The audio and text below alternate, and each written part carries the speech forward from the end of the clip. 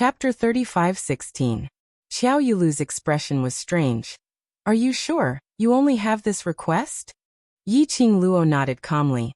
Of course I'm sure. This is merely a bet in the exchange hall. I'm such a beautiful and kind person. Why would I take advantage of the situation to hurt you and make things difficult for you? Her tone was very calm and there weren't any excess emotions. However, Xiao Yulu understood the meaning behind her words. Especially after the citizens heard Yi Qingluo's words. Their gazes were all different as they looked at her. Xiao Yulu's entire face turned black. What do you mean? Yi Qingluo blinked and replied innocently, What can I mean? You. Xiao Yulu clenched her fingers tightly as she gritted her teeth to suppress the anger in her. She would only be at a disadvantage if she were to argue with Yi Qingluo. Damned slut. She actually used this kind of method to embarrass her. Yi Qingluo's words were obviously ridiculing her for taking advantage of the situation to hurt others. Not beautiful enough, not kind enough, and a narrow-minded, extremely vicious woman. Why are you staring at me with such a fierce gaze? Yi Qingluo blinked her big eyes. Could it be? Mysterious Maiden is not satisfied with my request? Or, Mysterious Maiden is afraid of losing? Let's bet, don't regret it. Xiao Yulu gritted her teeth. Yi Qingluo's eyes curved into crescents as she smiled. I hope you are willing to admit defeat. I'll return the same words to you. Don't ask for help from the Hell Palace by then, and refuse to comply with our bet. Xiao Yulu sneered. Yi Qingluo replied.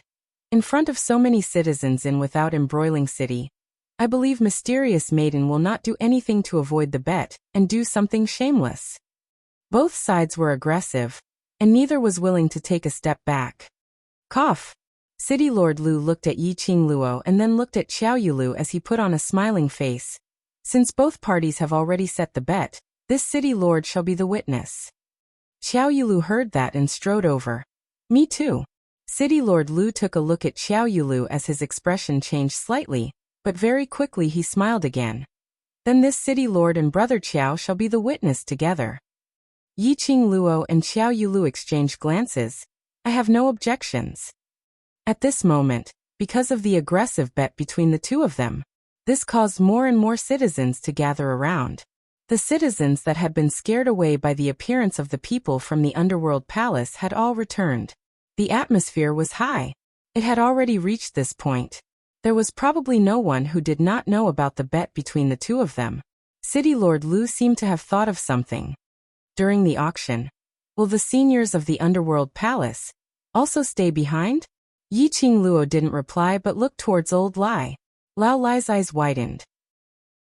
Of course I want to accompany the Emperor, to accompany the young lady.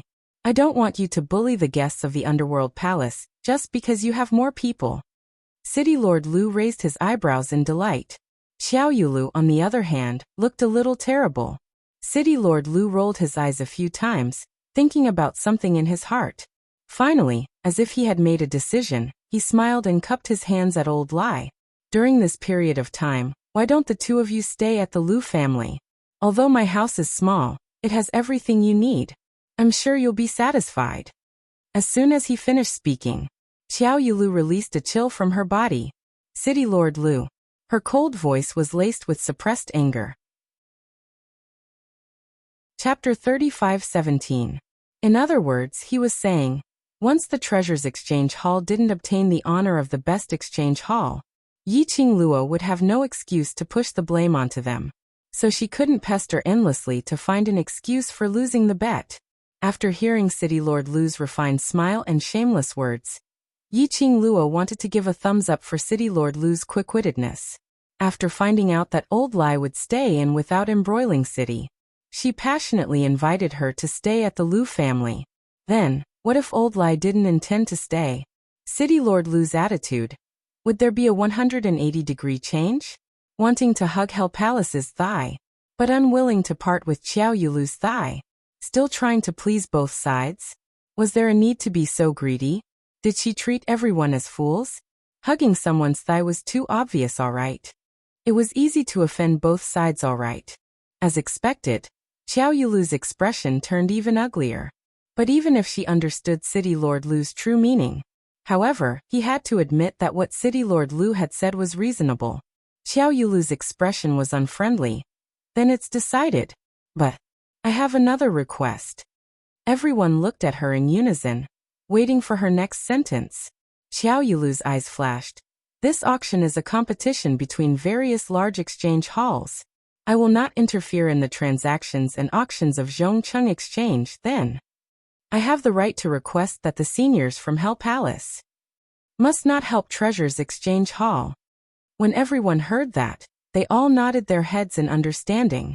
Although they didn't approve of Xiao Yulu's action of blocking the other party's way, but they also understood Xiao Yulu's misgivings. Hell Palace was filled with a bunch of unorthodox lunatics who cultivated in evil arts. For so many years, they had been roaming around various places. They would definitely have many rare treasures on them. If the Underworld Palace were to place all these rare items in the Treasure Gathering Hall, Treasures Exchange Hall might not necessarily lose. After all, to be able to enter the eyes of a bunch of lunatics from Hell Palace, and to be collected by them, any one of them could make all the cultivators go crazy. Everyone could tell. Xiao Yulu had no intention to let Yiqing Luo off.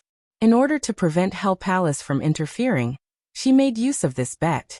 Although the people of Chengmen all believed that the strong were respected, and strength was supreme, but to the Empyrean Fairy of Without Embroiling City, deep in their hearts, they still refused. Everyone could see that. The Empyrean Maiden of Without Embroiling City was extremely arrogant, and looked down on everyone else. He was especially narrow-minded. He would do anything to deal with those who angered him. The citizens of the small city were trembling in fear. In the future, if he saw the Empyrean Fairy, it would be better to take a detour. What the F***ck are you talking about? Old Lai exploded. Why can't I cooperate with treasure gathering? Why can't I go to the Treasures Exchange Hall to bid for things? Could it be that I'm not from the Earth domain? Old Lai was furious. His aura became more and more terrifying. Xiao Yulu looked at Old Lai and slowly took 2 steps back. I'm only striving for fairness. Everyone knows that the Hell Palace doesn't lack treasures or crystals. If the Hell Palace were to make a move, wouldn't we be helping the Treasure Gathering Hall to cheat? Lao Lai's eyes widened. I am. Yiqing Luo raised her hand and placed it on Old Lai's shoulder, preventing him from being carried on by Xiao Yulu. Chapter 35:18. Miss, Old Lai really didn't understand. That woman was obviously making things difficult. Why did Imperial Madam still agree to everything? She was the Overlord's wife. Why did she have to suffer such grievances? Yiqing Luo waved her hand, indicating for him to calm down. Then she looked at Xiao Yulu. Hell Palace will absolutely not intervene, and I hope Mysterious Fairy can do it. Xiao family will also not intervene in the competition between the trading houses. Xiao Yulu raised her chin and said proudly, I will wait and see. Then she flicked her sleeves. Let's go.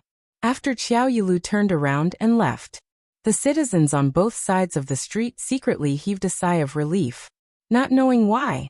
When facing Xiao Yulu, it was even more hair-raising than facing the people from Hell Palace. This auction will definitely be the most lively one in Without Embroiling City in many years.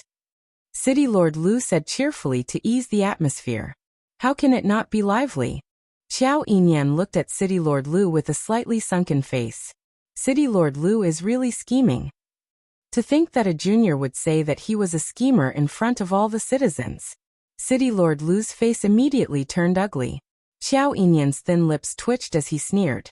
Treasure Exchange House, which has been at the bottom for 4 consecutive years, competing with Sincerity Exchange House, which has been the best trading house for 4 consecutive years, just this point alone will create a huge momentum for Without Embroiling City. City Lord Lu should have already calculated in your heart. City Lord Lu was stunned. Xiao Yinyan continued to sneer. The 2 sides competing, one is Without Embroiling City's Mysterious Fairy, the other is a guest from Hell Palace, and with the senior from Hell Palace here. This gimmick will attract many citizens to come to Without Embroiling City to participate in the auction. City Lord Lu should have a rough estimate in your heart, right? City Lord Lu hurriedly looked at Old Lai. Seeing that there was no change in old Lai and Yiqing Luo's expressions, he tried his best to calm his tone. Young Master Qiao, the matter of the competition, whether it is a gimmick or not, was decided by Princess Yu Lu and this lady personally. I have never interfered. Moreover, Without Embroiling City can attract the citizens of the other two cities. This is beneficial to Without Embroiling City, and beneficial to Qiao family. City Lord Lu paused, then raised his voice and deliberately added a hint of suspicion to his tone. Young Master Qiao, could it be that you don't want the citizens of other cities to come to Without Embroiling City? It's not that I don't want to, but I don't like the way you use others to build support for Without Embroiling City. Xiao Yinyan replied without giving him any face. City Lord Lu's face was extremely dark. Qiao family didn't want to fall out with the Lu family just yet, so he stepped forward and pulled Xiao Yinyan back. Then he looked at City Lord Lu and said, "Brother Lu, the auction will be held in 5 days. During this time, Without Embroiling City will definitely be bustling. When that time comes, we'll have to rely on you, Brother Lu. As the lord of a city, please take good care of us." Upon hearing this, City Lord Lu's expression became slightly better. "But, Brother Lu, there's something I need to discuss with you." Patriarch Qiao pushed his son, pushing him towards Yiqing Luo's direction. Xiao Yinyan staggered a little, but he managed to steady himself when he was still 2 steps away from Yiqing Luo. City Lord Lu seemed to have realized something, and his expression changed. Chapter 35:19. No way. City Lord Lu vehemently objected. In order to prove my fairness, Miss and the Hell Palace's senior staying in the Lu residence is the best choice. Brother Lu, don't misunderstand. I'm doing this because... Before Patriarch Qiao could finish his words, he was firmly interrupted by City Lord Lu. No matter what the reason is, I've already decided on this matter. Being rejected in such a serious manner, Patriarch Qiao's expression didn't look too good. He looked at his son who was standing in a daze in front of Yiqing Luo, with a feeling of resentment towards him for failing to meet his expectations. Following that, he walked over in big strides. He patted his palm on Xiao Yinyan's shoulder, using his eyes to signal. Following that, he stared at Yiqing Luo. "Young lass, you decide for yourself." Xiao Yinyan frowned. "Father." "Shut up, don't talk." Patriarch Qiao stared at him angrily and looked at Yiqing Luo. "Young lady, look, you and my boys age match and you can chat well. Staying in the Qiao family, giving both of you a chance to understand each other, isn't that good?" Yiqing Luo. Why did he feel that Patriarch Qiao was matchmaking his son? "Father." Xiao Yinyan helplessly called out Patriarch Qiao, as he looked at Yiqing Luo guiltily. Yiqing Luo. Indeed, his feeling wasn't wrong. Even Xiao Yinyan himself felt the same. No wonder Patriarch Qiao rushed over. Not standing on Qiao Yulu's side, treating her in various ways, but trying every possible way to bring her back to the Qiao family. He had actually treated her as his future daughter-in-law. Looking at Patriarch Qiao pretending to be serious, but in actual fact his eyes were sparkling. Yiqing Luo secretly broke out in cold sweat. Xiao Yinyan was so outstanding, and his looks were stunning and peerless. Didn't the citizens say that he was the marriage partner of numerous ladies? Why did he only see her for the first time? Patriarch Qiao couldn't wait to bring her back home. Couldn't wait to push his own son into her arms? One must know that her current image was totally a beggar. Was this her biological father? Yiqing Luo coughed lightly. "I intend to stay over at the treasure gathering." When she said that, the faces of Patriarch Qiao and City Lord Lu changed. "Miss, the treasure gathering. The treasure gathering has not had any guests for many years. I'm afraid it's extremely shabby. It's better to bring it to the Lu residence." City Lord Lu was anxious. Yiqing Luo waved her hand. "To tell the truth, towards you and Mysterious Fairy, I don't trust them at all. It's better to stay at the treasure gathering exchange, and keep an eye on them at all times before I can be at ease." City Lord Lu's face was ashen. Patriarch Qiao took a look at City Lord Lu, and didn't continue to persuade Yiqing Luo. To be honest, he knew City Lord Lu too well. He also didn't believe that City Lord Lu wouldn't secretly do something. There were seniors from the Underworld Palace, following Yiqing Luo to guard the place. City Lord Lu was still somewhat fearful. "Thank you for your kind intentions." Yiqing Luo cupped her hands in greeting and turned around. "Boss Pei, please lead the way." Pei Sheng stood there in a daze for a long time before he immediately said, Coming. This time, the two of them had a smooth journey. How could it not go smoothly? Behind the two of them stood Old Lai with a strong aura. When everyone saw this, they couldn't help but move to the sides. Treasure Gathering Exchange. Yiqing Luo stood at the entrance of the Treasure Gathering Exchange, looking at this inconspicuous shop in front of her, which totally looked like an invisible shop on the street. Yiqing Luo. In her mind, she recalled the high-class atmosphere and grade of Zhongqing Exchange. Chapter 35-20. Exchange Hall was a place where items were traded and auctioned off. The appearance was especially important. Try asking, you took a treasure and walked to the exchange hall to conduct an auction or trade. It was a splendid and majestic trading house that looked extremely formal, and a shabby-looking trading hall which looked like a black shop. Which trading hall would you choose? Who dared to pass the treasure to a black shop? Looking at Yiqing Luo staring at the treasure-gathering trading hall with a dazed expression, Pei Sheng lowered his head in embarrassment as he spoke softly. So sorry. Because for so many years, the trading hall has never had any business. It's all because of my little sister Zishi refining medicinal pills, using her own name to secretly sell them outside. That's why the treasure-gathering trading hall is open daily. The more he spoke, the softer his voice became. His face was filled with an embarrassed expression. Yiqing Luo coughed lightly, realizing that her attitude had hurt Pei Sheng's pride. She turned her head sideways. I don't have any intention to despise it, but, as an exchange hall, this is indeed too small. Pei Sheng was getting more and more embarrassed. The medicinal pills that Zishi refined can only cover our expenses, and the exchange of new items for the treasure-gathering trading hall. So I changed the shop front. And in the end, there's only these. Yiqing Luo lifted her foot and stepped into the main door. This exchange hall was indeed a little too small. The main hall and the inner room added up was probably around 40 over square meters. But from the outside, the treasure-gathering trading hall looked dull and unremarkable. But after walking in, the entire shop was filled with a refreshing fragrance. Yiqing Luo sniffed and knew. This was a kind of fragrance which could relieve fatigue and soothe the emotions of the body and mind. Moreover, the entire place in the exchange hall was clean and tidy. From the inside, it looks like an exchange hall. Yiqing Luo nodded. Pei Sheng's hands clenched as he nervously pinched his own hands.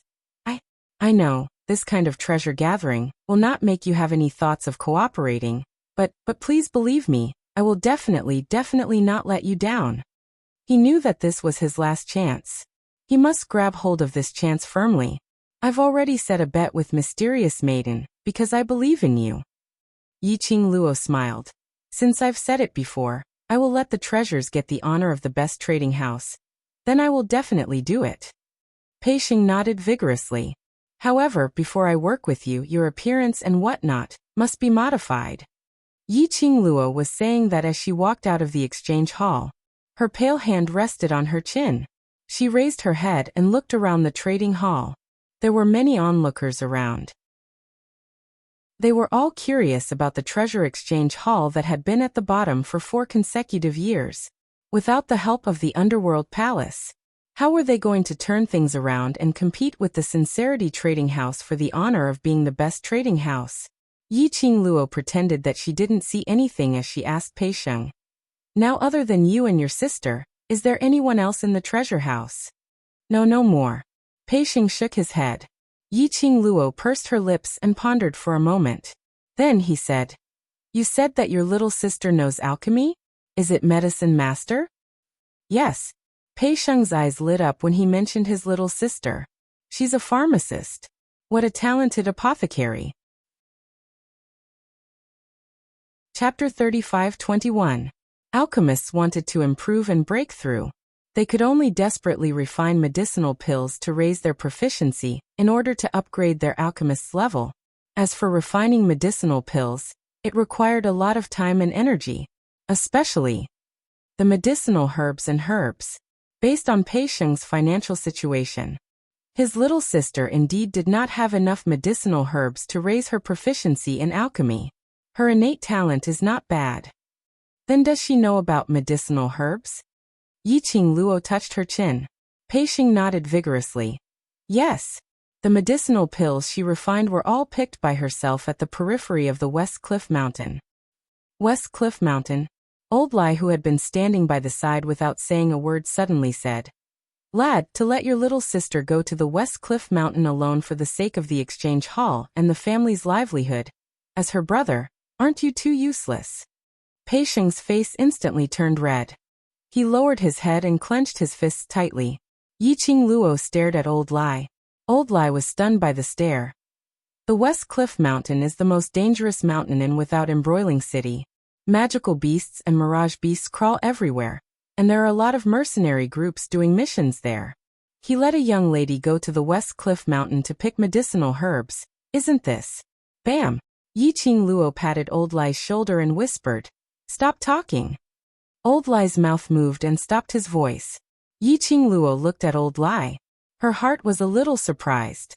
She really didn't understand why the people from the Hell Palace would help her. Moreover, it seemed that her attitude towards her words was obedient. Was it because they knew she was Dmo Xian's wife? They wanted to please her to please Dmo Xian? Forget it. No matter what reason Old Lai had. Anyway, Old Lai was at the treasure gathering. People like the Lu family and Xiao Yulu wouldn't dare to act rashly. Yiqing Luo retracted her vision and looked at Pei Sheng, whose face was flushed red, as guilt was spreading. She raised her hand and patted Pei Sheng's shoulder lightly. You are all trying to protect the treasure gathering. This is not wrong. If you really feel sorry for your little sister, then make yourself stronger to protect her. Pei Sheng's body stiffened as she raised her head to look at her. Yiqing Luo's lips curled as she smiled at him. This time, after obtaining the honor of the best trading house, whether you're able to grab hold of the opportunity to let her live a good life will depend on you. Pei Sheng looked at Yiqing Luo in a daze. There were ripples in his eyes. His eyes gradually reddened. He clenched his fists tightly, and his eyes were resolute. I will. So call her back now. There are only 5 days left. We have to hurry up. Seeing him pick himself up, Yiqing Luo loosened the hand on his shoulder. Pei Sheng nodded, turned around, and ran into the crowd. Taking advantage of this time, Yiqing Luo went to the inner hall of the treasure gathering to tidy herself up. At the back of the inner hall, there were only 2 extremely narrow bedrooms. One was slightly bigger, and the other was smaller. There was only a wooden bed, and it could only accommodate 1 person. The room was larger and looked more elegant. This should be Pei Sheng's younger sister's room. Yiqing Luo didn't stand on ceremony as she walked straight into the big room. When he saw the bronze mirror on the table, Yiqing Luo finally understood. Why, when those people saw her, they would treat her as a beggar. What the F***ck, wasn't he a little too pathetic? Her hair was like a chicken's nest, stained with mud. Chapter 35-22. Other than a pair of long and narrow eyes, which were extremely eye-catching in the mud and dirt, messy hair, dirty face, tattered robes stained with all kinds of unknown filth, she looked like a beggar who had gone through hardships. He couldn't be any more embarrassed. Yiqing Luo's current mood was, well, she could no longer use words to describe her feelings. Taking a deep breath, Yiqing Luo asked Old Lai to get a few buckets of water. She took out the bathtub in the corner. Probably because Pei Sheng's sister was also a pharmacist. Everything in the room had been disinfected by medicinal herbs. Yiqing Luo sprinkled some medicinal powder into the bathtub and disinfected it once again. She then closed the door and started to wash herself. Yiqing Luo was still puzzled. What on earth was going on? What had happened in the Upper Realms passage? The minute she opened her eyes, she had become such a ghost? After washing for about 1 incense's time, Yiqing Luo had already changed the water twice. The water in the bathtub finally became clearer. At this moment, light footsteps were heard outside the door, and a girl's clear voice was heard. Miss, I'm Zishi. It was Pei Sheng's sister. The girl outside the door continued, I've prepared a set of clothes for you. Although it was worn by me, but it has been washed very clean and has been deodorized by medicinal herbs. If Miss doesn't mind, you can wear this set of clothes first. The girl's voice was very pleasant and extremely melodious. Yi-Ching Luo nodded. Sorry to trouble Mississippi, her words fell. A white fur kitten leaped out of the room. Outside the door, a girl's exclamation was heard. But seeing the kitten biting the clothes in her hands and running towards the room, she heaved a sigh of relief. Yi-Ching Luo took the clothes from Chi-Chi's mouth. The light purple dress was extremely simple and elegant. Yi-Ching Luo expressed that Zishi's taste was not bad. But Yi-Ching Luo's fingers brushed past the dress on her. A strange look surfaced in her eyes. The material of this dress felt like it was not an ordinary material. It was definitely not a material that Pei Sheng's economic condition could afford. Yi-Ching Luo kept away the deep thoughts in her heart, and after she put on her clothes, she wiped her wet long hair, until the ends of her hair were no longer dripping water. She then bent over and carried Chi-Chi. She was about to push the door and walk out. But after thinking about it, she took out a veil from the profound phoenix ring and covered half of her face. Then she walked out of the room. Outside the door stood a delicate and pretty woman. She wore an ice blue dress that was simple and close-fitting, which was very convenient for her movements. Her hair was simple and held in place by a wooden hairpin. The woman was still as beautiful as a butterfly that had spread its wings and was about to take flight. She was extremely intelligent and pretty. Their eyes met, and a sweet smile appeared on the corner of the woman's mouth. Miss, do the clothes fit you? Yi-Ching Luo smiled at her. It's very fitting. Thank you, Mississippi. She glanced at the woman imperceptibly. Lady dress was of the material of quality. Of. Big brother is waiting for Miss in the outer hall. Let's go over first. The lady's line of sight was fixed on Chi-Chi, who was in Yi-Ching Luo's arms. Is this little kitten your war pet? Yi-Ching Luo nodded. Yes, very cute. Very well behaved. What breed is it? They chatted as they walked towards the main hall. Tiger beast, but in cub form. Yi-Ching Luo rubbed Chi-Chi's head and didn't hide it. Chapter 35-23. After the two of them reached the main hall, Pei Sheng heard the voice and immediately raised his head, as he was stunned on the spot. The young lady was dressed in a light purple long dress. Her brows were picturesque, a pair of long and narrow eyes were sparkling, as though she was the only light in the world. A head of wet black hair, draped over her shoulders, and a few strands, were stuck on her veil, which added a bit of irresistible charm. Although half of the young lady's face was covered by the veil, but from that veil, one could faintly see the silhouette and her arrogant temperament. It made her look like a fairy from the 9 heavens, noble and elegant, unattainable. Even Lao Lai was dumbfounded. He had never seen Yi-Ching Luo's real face. The last time at the Hell Palace, he didn't dare to seriously size up the young lady. But today, he had to admit, this young lady and the overlord standing next to each other would absolutely not be inferior. Brother Sheng. The young lady walked to Pei Sheng's side, bit her lower lip, and pinched Pei Sheng's arm hard. Pei Sheng drew in a breath of cold air, as he regained his senses.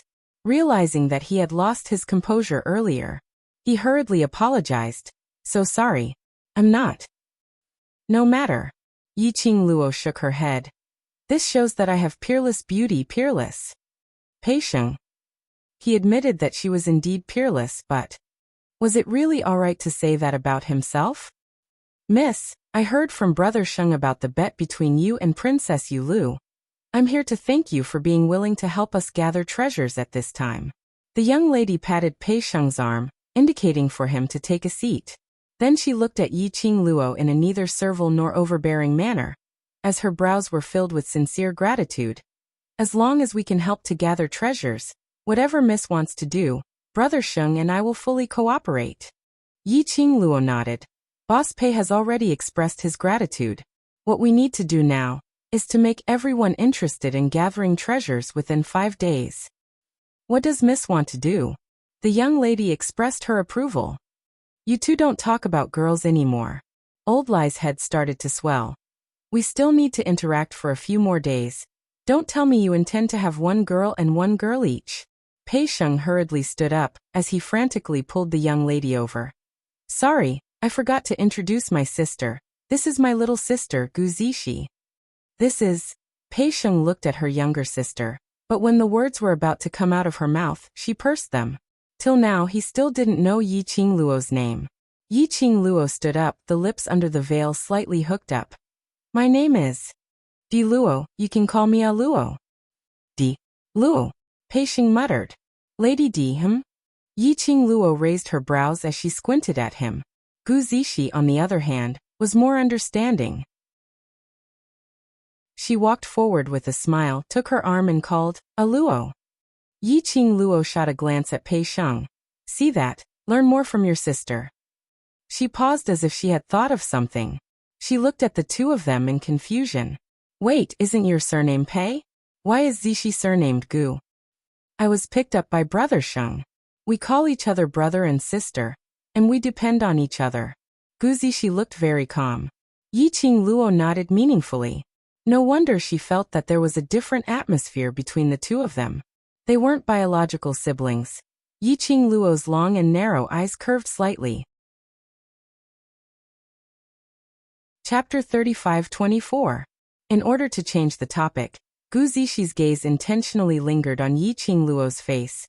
A Luo, this is the Treasures Exchange Hall. Why do you still need to cover your face with a veil? It's a sin to be too beautiful. Yi Qingluo put on a serious look. To prevent mysterious maiden from seeing my peerless beauty, from being jealous and doing something rash, that would be terrible. A Luo, you're really narcissistic.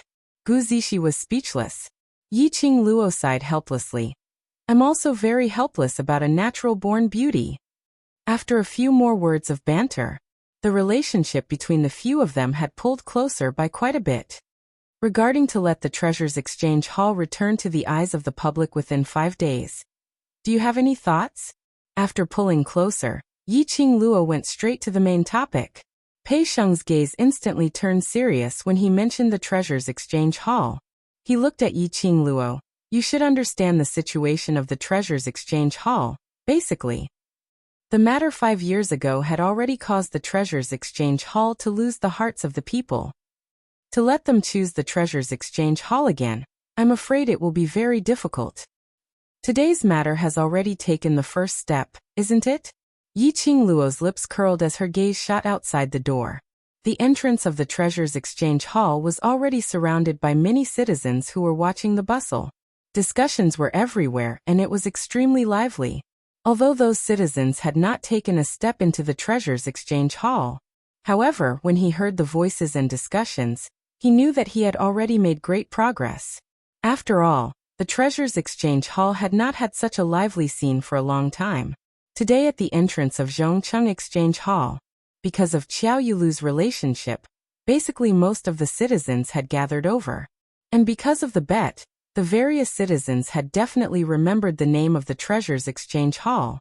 No matter when, everyone's potential would always be hidden with the nature of gossip. The citizens were filled with curiosity as to how Treasure Gathering had defeated Zhongcheng and obtained the honor of being the best trading house. No matter what the citizens are concerned about, as long as the point they are concerned about is the Treasures Exchange Hall, this is considered a success.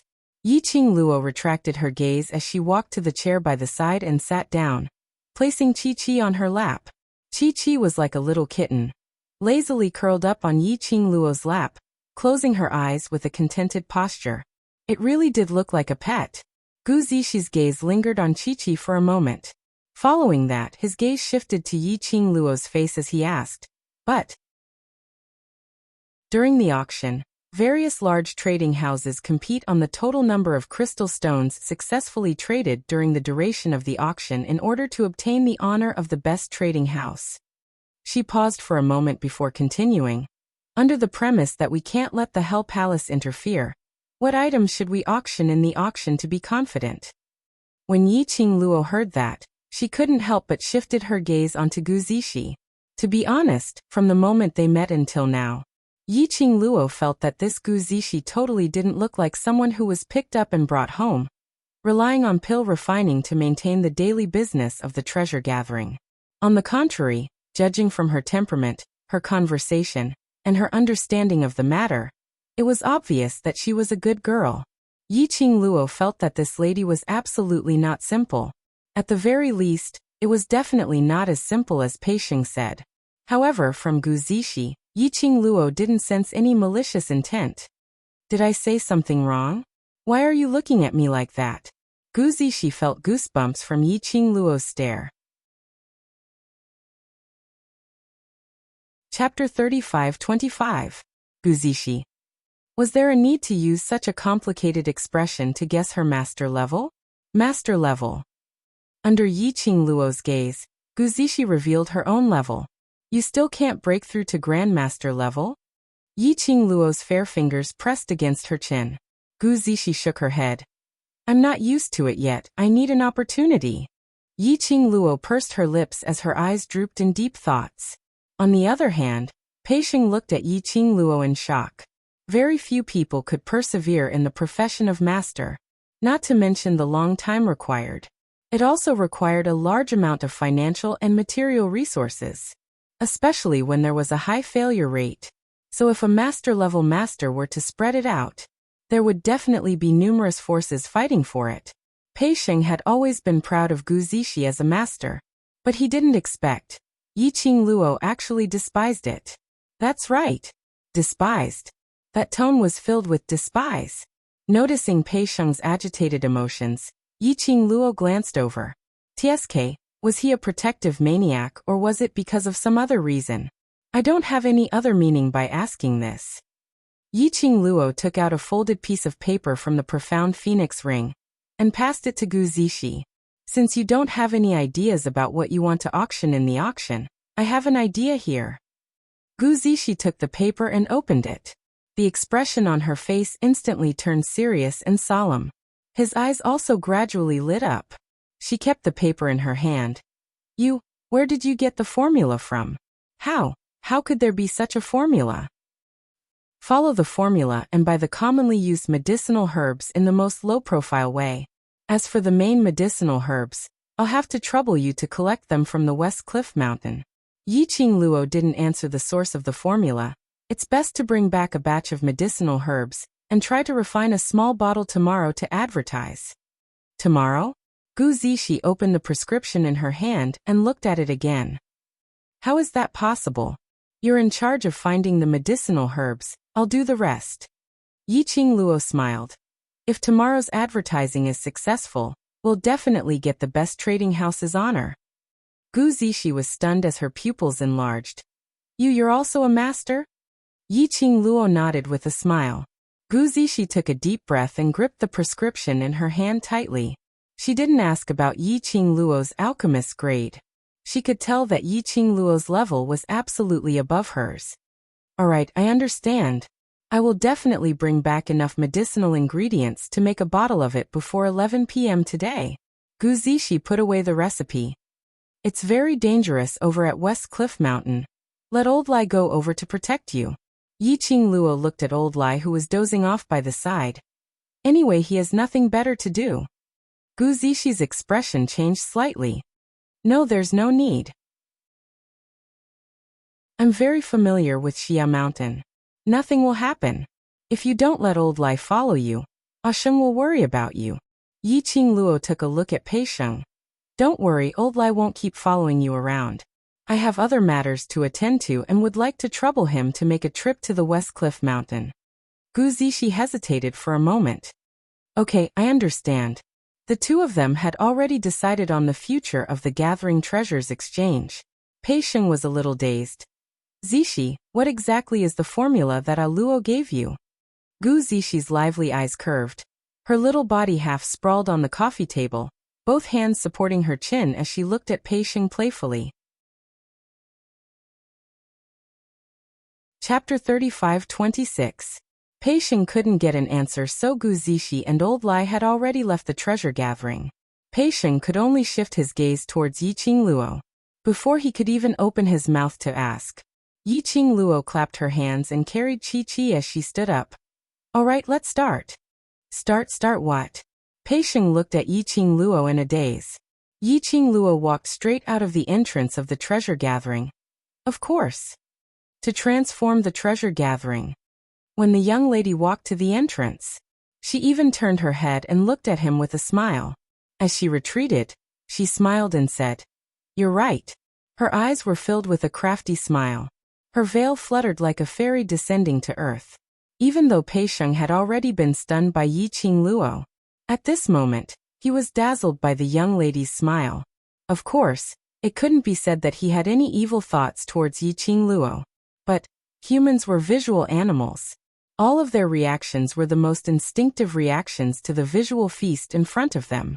When a man dressed in a black robe with an elegant demeanor arrived at the entrance of the treasure-gathering exchange hall, what he saw was this scene. The young lady was dressed in a simple and elegant light purple long dress, which accentuated the young lady's petite figure. The purple dress followed the young lady's footsteps. Like a blooming purple rose, it dyed the entire pupil. Yiqing Luo acutely sensed someone approaching from behind. Her retreating footsteps immediately halted. She could almost smell the scent of the person behind her. After Yiqing Luo halted her footsteps, she speedily turned around and retreated 2 steps. The moment she turned around, the white veil fluttered with the wind, faintly revealing half of her smooth lower jaw. The contour was soft and beautiful, her lips pink and tender. The man stood there in a daze, his eyes fixated on Yiqing Luo, not moving for a long time. After Yiqing Luo retreated a few steps, she saw the man's face clearly. Her pink lips pursed. Eldest young master Qiao. This man, wasn't he Qiao Yinyan? Pei Sheng also saw Qiao Yinyan and hurriedly ran out from the treasure-gathering exchange hall. Eldest young master Qiao Yu, why are you here? Hearing Pei Sheng's male voice, Qiao Yinyan's eyes, which were staring at Yiqing Luo without blinking, finally had some fluctuations. His eyelashes trembled. Miss. Is eldest young master Qiao here on behalf of mysterious fairy to test if treasure gathering has the ability to gain glory in the auction? Yiqing Luo asked with a smile. Qiao Yinyan's handsome face immediately tensed up. No. I'm definitely not helping Princess Yu Lu search for the treasure. He lowered his head in embarrassment. I want to help. Looking at Qiao Yinyan's anxious expression, Yiqing Luo couldn't help but laugh out loud. I'm just joking. In front of Qiao Yulu, Qiao Yinyan had never spoken up for her.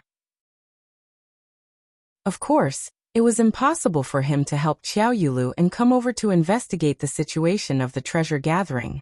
Furthermore, everyone in Without Embroiling City knew what the treasures gathering hall looked like.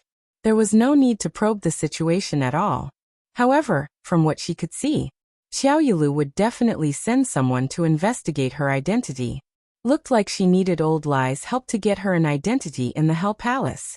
Although I've made a verbal promise with Mysterious Fairy that I will absolutely not allow anyone from the Hell Palace to help, but I don't swindle any treasures from eldest young Master Qiao and put it up for auction, just to let eldest young Master Qiao use some physical strength. So it shouldn't be against the rules, right? Yiqing Luo looked at Qiao Yinyan smilingly. In her long and narrow eyes, there was an obvious teasing smile. Chapter 35-27. However, Qiao Yinyan still agreed without hesitation. Yiqing Luo brought the two of them, and started to discuss the exterior design of the treasure house. If they wanted to renovate it, there was not enough time. So they could only choose to fiddle with the small details, making some changes, to make the treasure exchange hall not look so shabby. Not like an unlicensed black shop. The entire afternoon, until evening, Yiqing Luo and the other two were busy. More and more citizens came over to watch. But they didn't disturb the three of them. Yiqing Luo didn't bother about them. To tell the truth, it wasn't a bad thing to have the citizens watching. This was a bunch of free publicity staff. And Gu Zixi and Old Lai had not returned yet. They were busy all the way till 9 o'clock, which was around 9 o'clock at night, when Yiqing Luo called for the two of them to stop and rest. Pei Sheng and Qiao Yinyan were sweating profusely as they slumped on the chair, panting heavily. For the entire day, they were indeed doing physical labor. He wasn't carrying them around, but leaping onto roofs and vaulting over walls, installing this and that, and using profound energy to turn into a blade, chopping firewood, chopping wood, carving various exquisite designs. When the citizens saw this scene, their hearts were bleeding. One must know, Xiao Yinyan was a talented youngster in without embroiling city. He had never made a move easily. Now he was reduced to using profound energy, chopping firewood, chopping wood, carving flowers. This was simply a waste of God's gift. The key was, their eldest young master Qiao was doing these degrading things, yet he was doing it happily. The citizens. Could it be that their eldest young master Qiao had taken a liking to this mysterious and arrogant young lady? In the treasure exchange hall, Yiqing Luo saw their exhausted looks and went into the inner room to prepare a meal for them. He saw Yiqing Luo's figure disappearing at the door. Pei Sheng raised his hand and wiped off the sweat on his forehead, but his peripheral vision kept glancing at Xiao Yinyan.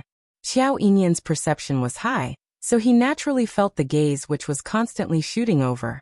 He drank a cup of tea and met Pei Sheng's gaze. "Why does Brother Pei keep looking at me? I want to ask you a question." Pei Sheng put down his hand, turned his body, and looked at him seriously. "Brother Pei, please ask away." Xiao Yinyan put down his teacup. His slender fingers had distinct joints, which made him look very attractive. Pei Sheng's lips twitched as he stared at Xiao Yinyan for a long time. Finally he stammered. Did you? Aluo. Brother Pei likes Aluo?" Xiao Yinyan's eyes were filled with a smile. He leaned forward slightly and looked into Pei Sheng's eyes. He leaned forward. Some of Xiao Yinyan's silver hair fell to the ground. His handsome face was even more incomparably handsome. Pei Sheng's cheeks immediately turned red. It was unknown whether it was because of Xiao Yinyan's words, or because of Xiao Yinyan's handsome appearance. I don't have that kind of feeling for Aluo." He shook his head and explained with a red face. "Aluo is my benefactor. I am very grateful to Aluo." Xiao Yinyan narrowed his eyes and leaned back in his chair. He didn't answer Pei Sheng's question. Although Pei Sheng was shy, she did not forget her purpose.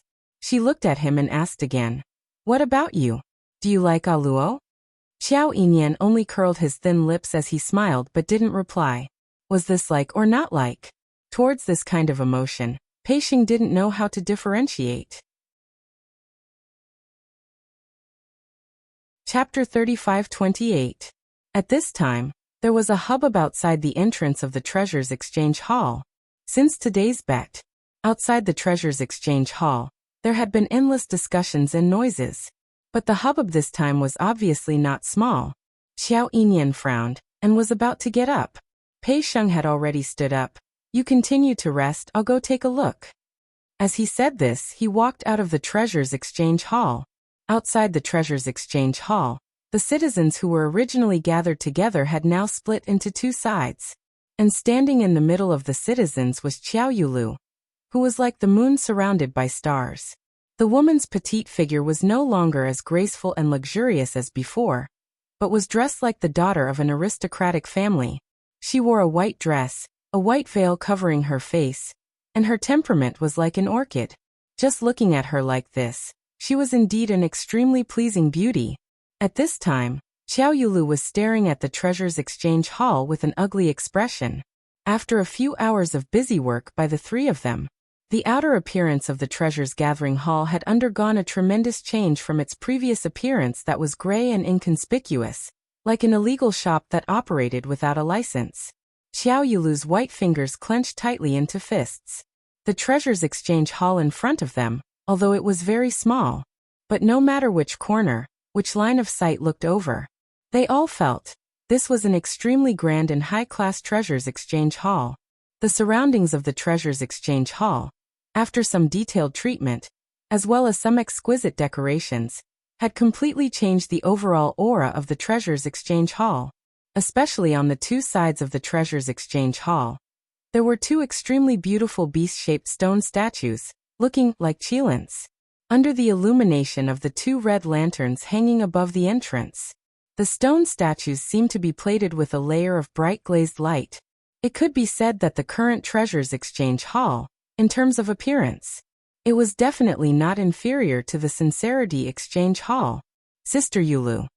Yu Jiwen, who was at the side, stared at the treasures exchange hall with an unfriendly expression, a sense of danger surging in her heart. Xiao Yulu's expression was dark, her sharp gaze shooting straight at Pei Sheng, who had walked out of the treasures exchange hall. She raised her hand, and an invisible force shot straight at Pei Sheng's face. That strength was extremely ruthless. And there was no mercy at all. Pei Sheng's eyes widened, completely not expecting Xiao Yulu to suddenly attack. He was so shocked that he wanted to avoid it. However, Xiao Yulu's profound rank was above him, and her attacks were swift and fierce. He had no time to dodge. Bang! The sharp blade sliced through the air and emitted an explosive sound. Pei Sheng's tightly shut eyes suddenly opened. His face was filled with shock. He's okay? Pei Sheng didn't feel any pain. He raised his head and saw that a figure had appeared in front of him. Her silver hair fluttered gently in the wind. His black robe spread out like ink. Brother Qiao. Pei Sheng was shocked, and his voice trembled slightly. How did you? It was Qiao Yinyan who had rushed in front of him and blocked Xiao Yulu's attack. Big brother. When Xiao Yulu saw that the person who blocked her attack was Qiao Yinyan, her expression darkened even more. You're really here? Qiao Yinyan frowned. What are you doing here? Treasure gathering violated the bet between me and that bitch. Xiao Yulu said coldly. As the boss of treasure gathering, he must be punished. Xiao Yinyan raised his hand and blocked in front of Pei Sheng. What nonsense are you talking about? I've been in the treasures exchange hall all this time. How come I don't know what bet treasure gathering violated? Chapter 35-29. Big brother, do you still think of this consort as your little sister? Xiao Yulu's beautiful eyes were overflowing with ruthlessness. Why would you rather help an outsider and go against this queen? The expression on Xiao Yinyan's handsome face didn't change. His gaze was also calm, and not a hint of emotion could be seen. You are Princess Yulu, the Empyrean lady of Without Embroiling City. He paused, raised his eyes and stared straight into Xiao Yulu's. I'm not going against Princess Yulu. I'm just speaking the truth. You. Xiao Yulu was so angry that her face turned red. She pointed at Xiao Yinyan with clenched teeth, and her eyes reddened. Yu Jiwen foolishly looked at Xiao Yinyan's face that was as handsome as a god, lightly bit her lower lip, and said with a wrong tone. Big brother Yinyan. Even if Sister Yulu is the Empyrean fairy of Without Embroiling City, her original identity was still the second daughter of the Qiao family, your biological sister. Are you going to stand in front of her and help those who want to deal with her and criticize her? Listening to such accusations, Xiao Yinyan didn't even bat an eyelid. He glanced sideways at the man behind him. A strand of silver hair fluttered on his handsome face. It made his black eyes shine even brighter. I didn't see Brother Pei deal with Princess Yulu. I also didn't blame Princess Yulu. His voice was very calm, and he was merely stating the facts. The reason why I'm standing here is because I've always seen the overbearing person being you. Xiao Yulu was swept by his gaze. His face immediately turned green and white. She clenched her fists tightly, her fingers leaving circles of marks on her palms. Big brother, am I that kind of person in your eyes? Her voice was still a little choked. Paired with the white gauze, it made her look even more pitiful. You know best what kind of person he is. Xiao Yinyan had no intention of leaving Xiao Yulu any face. Xiao Yulu gritted her teeth, and her body tensed up. She was so angry that she was trembling. There were already many citizens gathered around to watch the treasure gathering. And her arrival. This caused more citizens to gather over. The drama had just happened during the day. Now there was a good show to watch. The citizens, who didn't have any entertainment after dinner, naturally rushed here without stopping. In front of almost 80% of the citizens, Xiao Yulu was completely embarrassed by Xiao Yulu's words. Seeing this, Yu Jiwen's face turned red. She grabbed Xiao Yulu's arm and glared at Xiao Yinyan with red eyes. Big brother Yinyan, you've never been like this before. Big sister Yulu is your younger sister, and she just returned to Without Embroiling City today. Yet, instead of staying at the Qiao clan to welcome big sister Yulu, you came to the treasure gathering hall, and you even spoke so harshly to big sister Yulu, completely disregarding the relationship between the two of you as siblings. You. She raised her trembling hand and pointed at Xiao Yinyan as tears streamed down her face. Have you fallen for that B*TCH? In order to please that bitch, you became like this. What was I like before? How was it now? What does this have to do with you? Xiao Yinyan glanced at Yu Jiwen indifferently. Don't speak as if you know me very well. Third, miss you. I'm not familiar with you at all. It's not up to an outsider like you to interfere in the affairs of the Qiao clan. His voice paused slightly, and his ink-black eyes slightly darkened. Chapter 35:30. Yu Jiwen's eyes widened as she looked at Xiao Yinyan in shock. It was as if she couldn't believe that Xiao Yinyan would say such ruthless words. Tears rolled down her cheeks. Yu Jiwen lowered her head and didn't dare to say anything else. Xiao Yulu glared at Yu Jiwen and cursed her inwardly. Then, she pushed Yu Jiwen's hand away and stared at Xiao Yinyan coldly. Big brother, since you're so heartless that you won't even acknowledge me as your sister for that girl, then don't blame me for not giving you face. Xiao Yinyan frowned. What do you want to do? I don't want to do anything. Xiao Yulu's eyes were cold, and her expression was ruthless. I just want to teach the owner of the Treasures Exchange, Pei Sheng, a lesson. She pointed a slender finger at Pei Sheng and said word by word.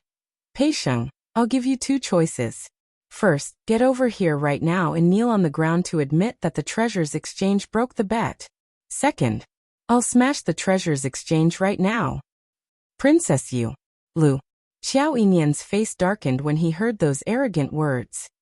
You're Without Embroiling City's Empyrean Fairy. You represent Without Embroiling City. Aren't you afraid of losing the face of Without Embroiling City by being so arrogant and willful? You're the first young master of the Qiao family, a genius with all kinds of honors in Without Embroiling City. If you're willing to disregard family ties for a girl you've just met, why should I be afraid? Xiao Yulu sneered and didn't waste any more words with Xiao Yinyan. She stared coldly at Pei Sheng with a burning gaze. He swiftly raised his palm and smashed it down towards Pei Sheng. That palm strike was completely different from the one that Xiao Yinyan had blocked earlier. The girl's white dress was blown away. The surging wave was like a tidal wave, carrying with it a boundless killing intent. Xiao Yinyan's expression changed drastically. He quickly pulled Pei Sheng over and thrust his palm toward Xiao Yulu. That palm strike created a shockwave that was extremely violent. The wave of air that it created was like a raging wave that tore through the air. The surrounding citizens spat out mouthfuls of blood and flew backward, falling heavily to the ground. Some of the weaker ones even fainted. Xiao Yinyan hurriedly retracted his palm and looked at the fallen citizens with a livid expression. He glared at Xiao Yulu and said, How much longer are you going to make a scene? This isn't the Linglong Hall. It's not a place where you can mess around. If these citizens die, it will be your fault. Xiao Yulu sneered. If you don't want the citizens to get hurt again, then move aside and let this Empress smash treasure gathering. Xiao Yinyan gritted his teeth. I didn't expect you to become like this. Xiao Yulu raised her chin proudly. Everything I do is for Without Embroiling City. Big brother, this consort will ask you one last time. Are you going to move or not? Xiao Yinyan clenched his fists tightly. His body tensed up because of the atmosphere, and his muscles were firm. He glared at Xiao Yulu with his dark eyes. Brother Qiao. Pei Sheng's face was pale. He put a hand on Xiao Yinyan's arm. You can't fight anymore. The citizens will get hurt. He turned his head and looked at the treasure-gathering exchange behind him. His eyes reddened involuntarily. He clenched his fists and said in a low, hoarse voice, We can't let her smash treasure-gathering either. This is not only the brand that I've guarded for 5 years, it's also the blood, sweat, and tears of Aluo and us. Chapter 35-31. I choose the first option. Kneel, admit the violation of the bet, and accept the punishment. Only in this way could they prevent the citizens from getting hurt, and protect the treasures trading house. But, once he admitted it, he might. Pei Sheng lowered his head and clenched his fists even tighter. Are you crazy? Xiao Yinyan grabbed Pei Sheng's shoulder. Her goal is to force you to admit that the treasures trading house violated the bet. In this way, she will win the bet between her and Aluo. Pei Xing's face was pale, and his whole body was stiff. Xiao Yinyan pulled him back and looked at Xiao Yulu with an unfriendly expression. You are the Empyrean fairy of Without Embroiling City. Do you think you are qualified to be the Empyrean fairy if you don't care about the citizens' lives? His brows were tightly knitted. The expression on his face was covered with frost. Xiao Yulu only sneered. Big Brother also said that I am the Empyrean fairy of Without Embroiling City. In Without Embroiling City, I can do whatever I want. Besides, it's the honor of the citizens to sacrifice their lives for this empress. Her words caused the faces of the citizens to change. They stared at Xiao Yulu in disbelief. They couldn't believe that their Empyrean fairy would say something so irresponsible. You are simply. Xiao Yinyan's breathing quickened, his chest rising and falling. He could no longer describe Xiao Yulu's selfishness and arrogance. Xiao Yulu snorted arrogantly, her red lips burning under her veil. Big Brother, let's continue. I also want to see the strength of a young genius. She slid down. The flames on her body surged again. A hurricane-like attack fell again. Xiao Yinyan instinctively activated the dark force in his body, wanting to fight back. But his gaze fell on the citizens who had fallen to the ground. His counterattack paused for a moment. It was just a momentary pause. Xiao Yulu's violent dark force had already blasted over. Amidst the white light, it reflected Xiao Yulu's smug smile. Xiao Yinyan's face paled. He gritted his teeth and stood still, planning to take this attack for Pei Xing. Just then, bang! A deep explosion sounded in the air. That ferocious attack was forcibly intercepted in mid-air. Immediately after, the attack dissipated in mid-air like smoke. Not a single trace was left behind. A slender figure appeared in mid-air, where the profound strength had dissipated. The girl's light purple dress fluttered like a butterfly's wings. A white veil covered her beautiful face. In her hand, there was a fan that looked like a raging flame. On the fan, there was clearly a visible fluctuation of profound strength, which was spreading out in all directions. Xiao Yinyan's eyes were filled with shock when he saw the scene before him. The surrounding citizens were also stunned by this shocking and surprising scene. Everyone's gaze was fixed on the slender figure that had suddenly appeared. How is this possible? Xiao Yulu took 2 steps back in shock. How could you possibly break through my power? She was able to successfully carve out a place for herself among thousands of women in the Linglong Palace, and successfully climb to the position of the mysterious fairy. It was enough to prove her strength. Even the other 2 Empyrean fairies wouldn't dare to guarantee that they would be able to easily break through her attack. But the girl in front of them did it.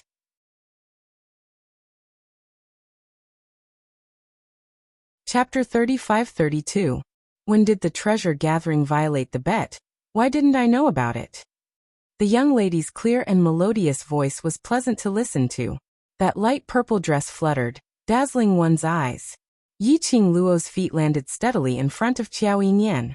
Her hair, which was not tied up or tied up, was hanging down loosely. Her long and narrow eyes curved slightly, outlining the outline of a demonic arc. The white veil covered half of her face. The young lady's pink lips could be vaguely seen, adding some mysterious demonic charm to the young lady. Xiao Yulu's sight was instantly attracted by the young lady in front. Her face suddenly darkened. The bottom of her eyes gathered a whirlpool which couldn't be dispersed. Everyone could see that. Although the young lady was wearing a veil, covering half of her face. But even so, it couldn't cover up the young lady's gorgeous beauty. Especially, she was also wearing a veil.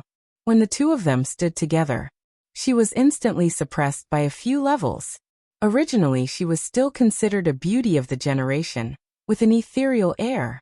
After comparing with the young lady in front of her, she had completely become a foil. This knowledge made Xiao Yulu's 5 fingers suddenly clenched into a fist. Princess Kai Dai, who was next to her, when she saw that person, her expression changed slightly. It's her. At that time on the way back to the Qiao family, the little beggar.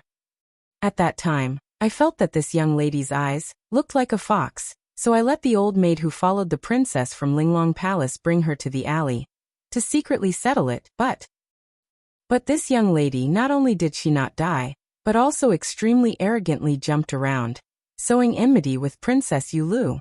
In the afternoon, after Kai Dai heard about the bet, she specially went to the alley where the old maid left, to confirm whether that young lady was the little beggar she saw earlier. When she reached the alley, what she found were the two old maids' corpses. According to the situation at the scene, that was two old maids killing each other, causing both of them to die. But Kai Dai thought, it must be that young lady who did it. Useless thing. Xiao Yulu regained her senses, and gave Kai Dai a slap on the face. Kai Dai was sent flying, but she still struggled to climb up, kneeling on the ground. It's this servant's fault, it's this servant's fault. Princess, please calm your anger, don't harm your body. Xiao Yulu vented all the resentment in her stomach on this slap. As soon as Kai Dai opened her mouth, she spat out mouthfuls of blood. However, Kai Dai still didn't care. He kept kowtowing and apologizing. Fresh blood stained the ground beneath her. If you want to put on this kind of master-servant drama, do it in your Qiao family. Don't pollute the air in front of the treasure-gathering exchange hall.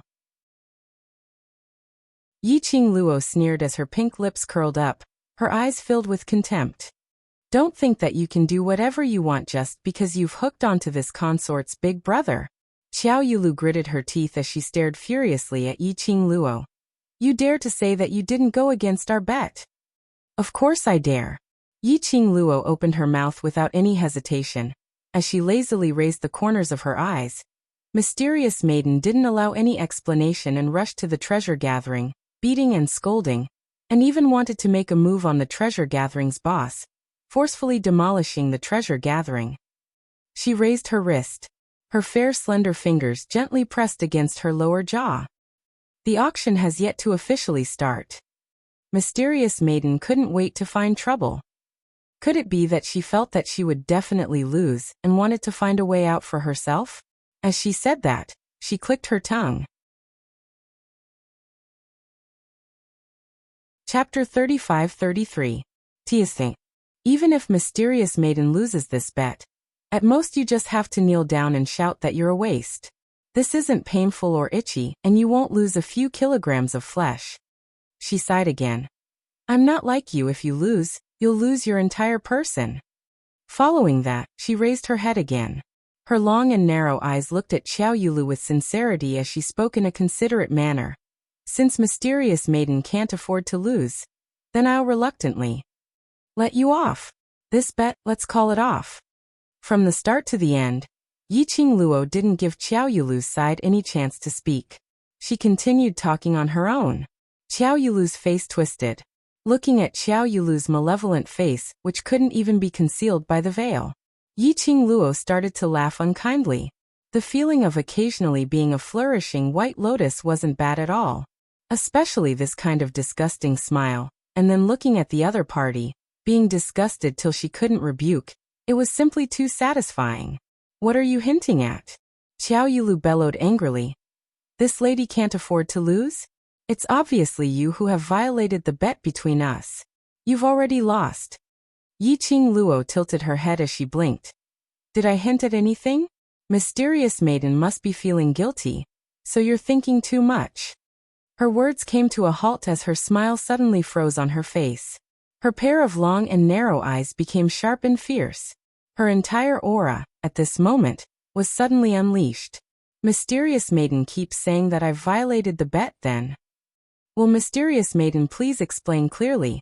How did I violate the bet, causing Mysterious Maiden to personally come over to the Treasures Exchange Hall, wanting to demolish the place, and to make a move on Pei Sheng? Her sharp aura caused people to be frightened. If Mysterious Maiden is unable to give a suitable reason, I will definitely pursue the matter of Mysterious Maiden coming over to the Treasures Exchange Hall today. Xiao Yulu's expression turned sinister because of Yiqing Luo's words, as she forcefully wiped out that immortal qi in her body, standing in front of Yiqing Luo, facing her who had unleashed her aura. That was even more inconspicuous. Xiao Yulu's expression turned even uglier. Everything that was happening right now was completely different from the life she had imagined after returning to Without Embroiling City. This was the first day she had returned to without embroiling city as the Empyrean fairy. He would become a laughingstock. Her prestige had been completely destroyed in an instant. All of this was because of that bitch. Xiao Yulu stared fiercely at Yiqing Luo as her beautiful eyes were filled with murderous intent.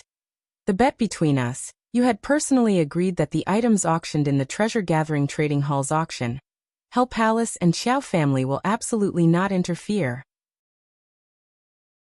She raised her hand and pointed angrily at Xiao Yinyan. But, you seduced my older brother and attempted to use him to seize the honor of being the best trading house this time. The fact that this consort's older brother is in the treasures gathering exchange is the best evidence.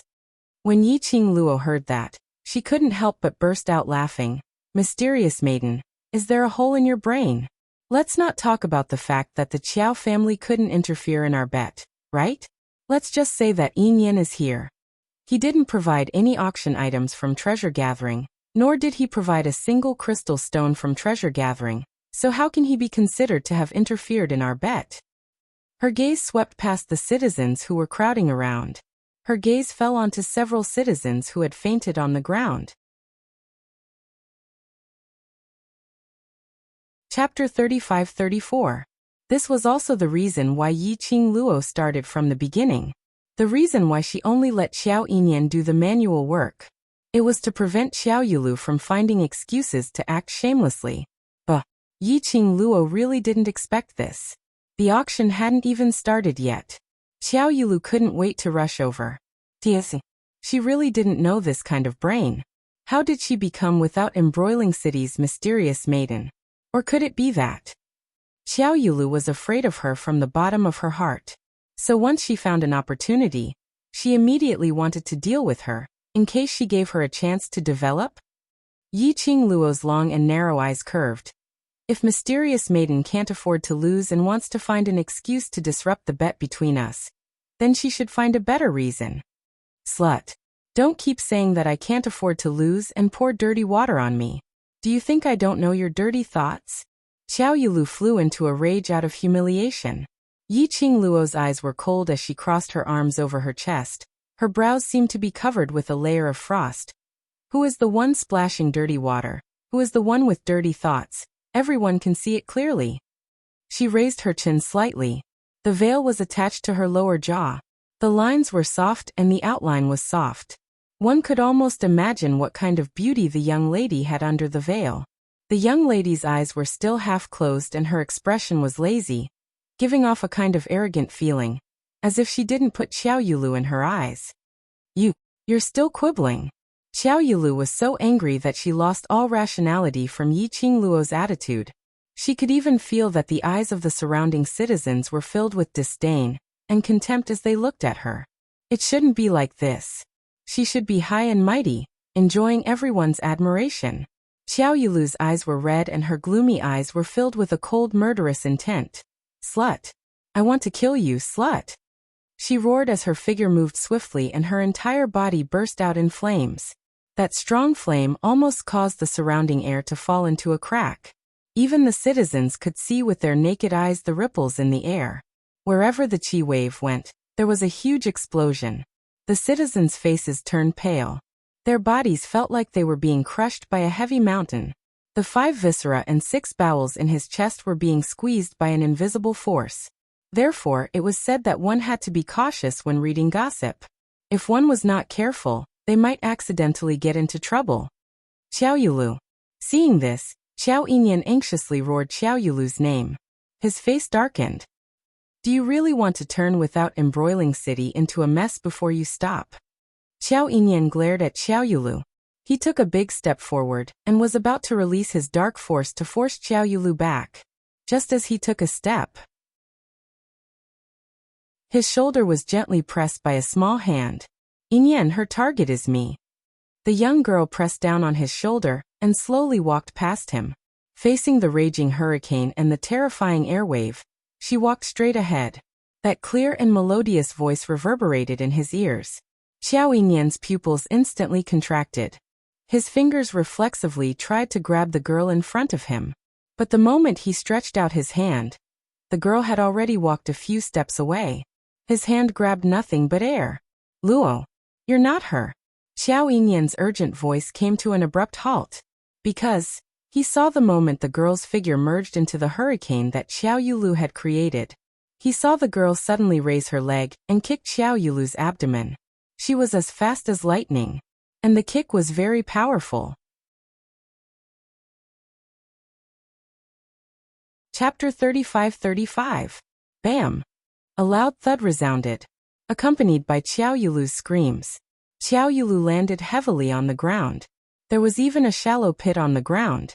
Xiao Yulu coughed violently and spat out mouthfuls of blood. Yiqing Luo slowly retracted her leg and tilted her head, her eyes curved. Since you want to fight, why bother with so many fancy moves? Isn't it obvious that you are just standing there waiting for me to beat you? Xiao Yulu was so angry that her chest hurt even more when she heard this, and blood kept surging up. She opened her mouth several times, but all she spat out was a mouthful of blood. Xiao Yinyan. He really didn't know what kind of expression to use to face this matter. He originally thought that Aluo wouldn't be Princess Yulu's opponent at all. Unexpectedly, Aluo would take advantage of the time when Princess Yulu was still releasing her profound energy to directly kick her. Well, what Aluo said did make sense. On the battlefield, the enemy wouldn't wait for you to release your profound energy. They would set up their formation, and then fight with you openly. Lass, you are too valiant. Even Old Man Song in the Azure Dew bracelet was shocked by Yiqing Luo's actions. Old Man Song expressed that no matter where his daughter went, she would always be awesome. His heart was so tired. This realm couldn't be compared to Nirvana realm. Yiqing Luo's strength was indeed not the top in the realm, especially when facing Xiao Yulu. Xiao Yulu could become without embroiling city's mysterious fairy and dare to challenge the 15th grade sage profound genius Xiao Yinyan, which was enough to show that her strength was not below Xiao Yinyan. But Yiqing Luo's actions, Old Man Song couldn't help but facepalm. If there were any accidents, that Dizun brat would definitely tear his old bones apart with his bare hands. I'm not stupid. Of course I have to take advantage of her arrogance and reveal a flaw to directly deal a heavy blow. If I don't break her chi, when she really starts to fight, I will be dead meat. Yiqing Luo curled her lips. She naturally knew the gap between her and Xiao Yulu's strength. It was also because of Xiao Yulu's confidence.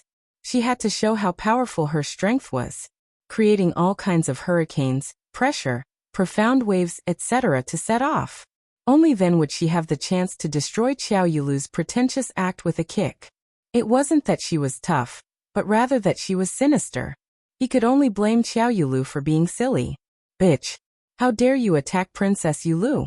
Do you know what Princess Yulu represents? Yu. The city lord will definitely not let you off. Yu Jiwen rushed to Xiao Yulu's side and supported her. Yiqing Luo curled her lips lazily. Remember this well. My name is Di Luo, and I'm now a partner of the conglomerate exchange. If you still have such a cheap mouth, I don't mind teaching you some manners. Yu Jiwen's eyes were filled with rage as she stared at Yiqing Luo, but she didn't dare to say the word slut. In the morning, she had already suffered a huge loss in Yiqing Luo's hands. She still remembered that feeling.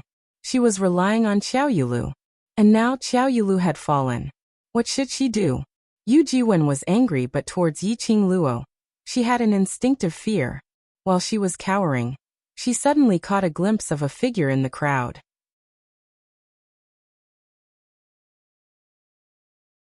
Chapter 35-36. What nonsense are you talking about? Pei Xing's face turned pale. Third Miss Yu, what are you thinking? How dare you slander Aluo? Am I not speaking the truth? I think you've colluded with people from other cities to betray without embroiling city. Yu Jiwen roared coldly. All these years, Pei Xing had been silently enduring all the abuse, suspicion, and accusations. Faced with Yu Jiwen's accusation, he didn't know how to deal with it. His face was red, full of humiliation and anger. You're slandering me. Enough. What's with the noise? A calm and majestic voice came from the crowd. Immediately, Castellan Lu, dressed in a luxurious robe, strode over. Castellan Lu's face was livid, and his eyebrows were full of anger. What's going on? Why are they fighting again? Yu Jiwen cried out as soon as she saw Castellan Lu. Castellan Lu, look at Sister Yulu. She wants to kill her. Castellan Lu's gaze fell on Xiao Yulu, who was lying in Yu Jiwen's arms and vomiting blood. His expression changed drastically. What happened to Princess Yulu? Who dared to hurt her like this? Quick! Someone, bring Princess Yulu to Without Wang Medical Hall. He directly ignored the her Yu Jiwen mentioned. A large group of people behind him squeezed forward to carry Xiao Yulu. At the forefront was a man in his 20s, dressed in luxurious robes. He stared at Xiao Yulu with naked lust. The man was about to carry Xiao Yulu from Yu Jiwen's arms. But he was stopped by a pair of hands. Thank you for your concern, young master. The princess is only used to being served by this servant. This servant can support the princess. Kai Dai was one step ahead of him, and directly held Xiao Yulu in her arms. The man's expression immediately changed, and he was just about to speak. He was about to speak when Castellan Lu interrupted him. Kai Dai, I'll have to trouble you. Then he looked at the man. Tian Che, why don't you lead the way for Kai Dai? The man called Tian Che looked a little pale. After exchanging glances with City Lord Lu, he gritted his teeth and strode out of the crowd. City Lord Lu ignored him and looked around angrily. Princess Yulu is the Empyrean Lady of Without Embroiling City. She represents Without Embroiling City. Who is it that injured Princess Yulu so badly? Are they looking down on Without Embroiling City? His eyes were like torches as he pointed around. Speak. Who is it? The citizens who were still conscious lowered their heads, not daring to speak. All of them shrank their necks and lowered their presence. He was afraid that he would be singled out by City Lord Lu for questioning. Finally, City Lord Lu looked at Xiao Yinyan. His voice softened a little, but his face was still filled with rage. Young Master Qiao, do you know who it is? How dare he attack Princess Yulu in Without Embroiling City? This person is definitely targeting Without Embroiling City. Xiao Yinyan's face darkened. His black eyes were as deep as ink as he stared at City Lord Lu. Yiqing Luo, who had been watching the show for a long time, felt that City Lord Lu's acting was not bad. Especially the part where he lied through his teeth and scolded indirectly. His acting couldn't be any more realistic. He was totally acting as himself. City Lord Lu probably knew about the situation here long ago. Now he was pretending to be completely unaware.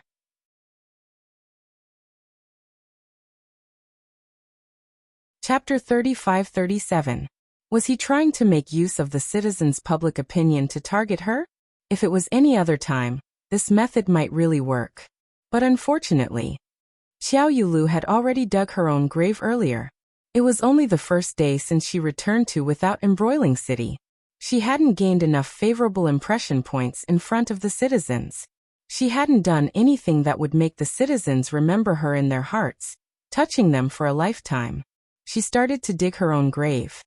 The citizens didn't have any favorable impression towards this mysterious fairy. So how would she possibly react to City Lord Lu's hint? Would you be willing to follow a boss who treated you like an ant and didn't care about your life at all? No one was willing to be under someone else. Those who were willing to be under someone else was only because the other party had something that was worth it. Xiao Yulu didn't care about their lives. She even felt that even if they were to die, it would be their honor. Honor? Hee. Her face was filled with honor. They only wanted to live, not this honor. Because of this, no matter what Lord Lu was brainwashing them passionately, the citizens all kept a straight face and lowered their heads. Not willing to talk to City Lord Lu. Not daring to talk to him. Looking at City Lord Lu's gradually darkening face. Yiqing Luo crossed her arms and touched her chin with the other hand.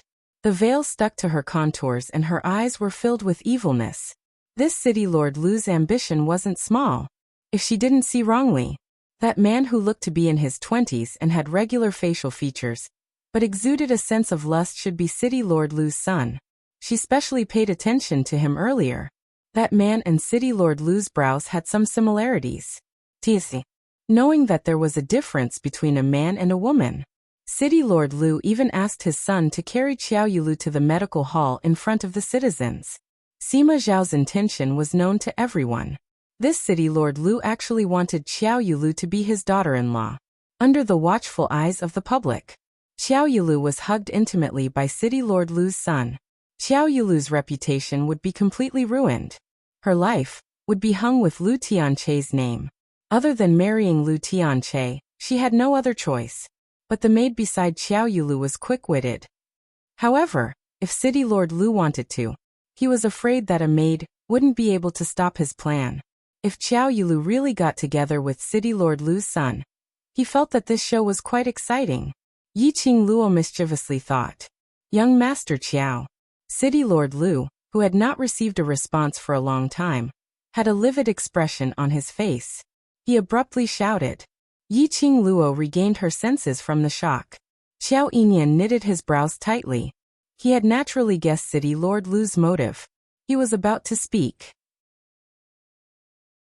The girl's clear and melodious voice came from behind him. City Lord Lu, you've come at the right time. I just happened to have something to discuss with you. Yiqing Luo slowly walked to the front of City Lord Lu as her long and narrow eyes curved slightly, smiling faintly at City Lord Lu. Seeing Yiqing Luo at such a close distance, City Lord Lu's pupils obviously contracted several times. Apparently he was astonished by Yiqing Luo's breathtaking beauty and her extraordinary temperament. However, he quickly adjusted his expression and said, Miss D, what can I do for you? Yiqing Luo raised her brows. TSK, he had been exposed again. If City Lord Lu didn't know what had happened here, then it was impossible for him to know that her surname was D.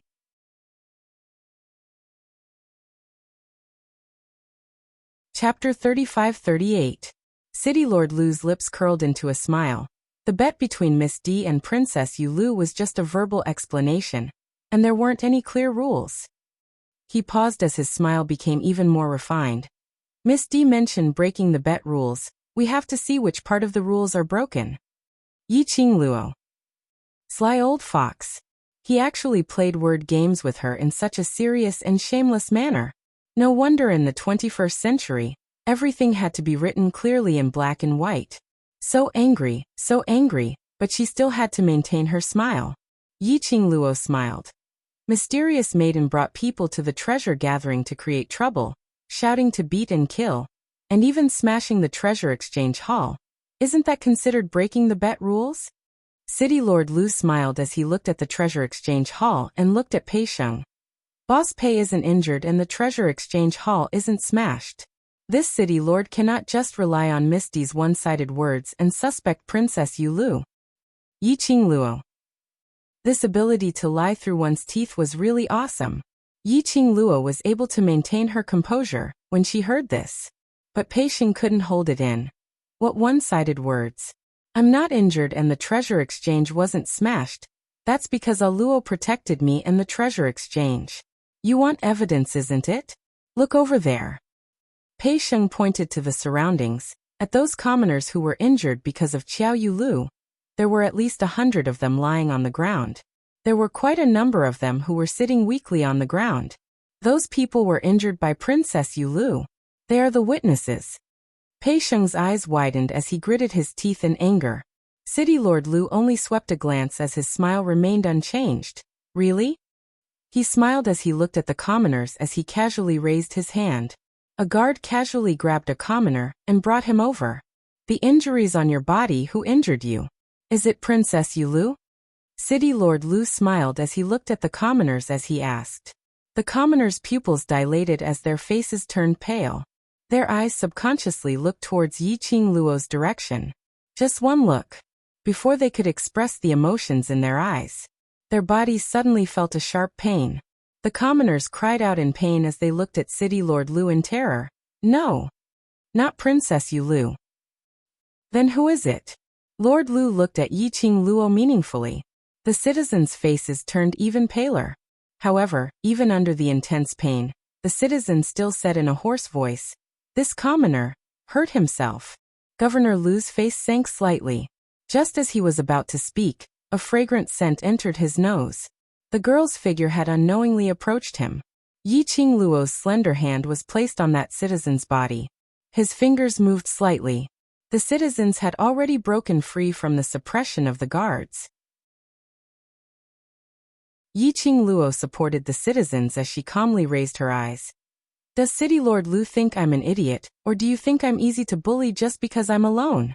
You threatened the citizens in front of me, and even wanted to smear my name. I don't know if the Empyrean fairy will be grateful to you for scheming on her behalf. Her tone was full of sarcasm. Her long and narrow eyes were slightly raised. Amidst the coquettishness, there was a frightening cold glint. That gaze sent chills down Lord Lu's spine. He frowned and subconsciously took a step back. The expression on his face froze awkwardly.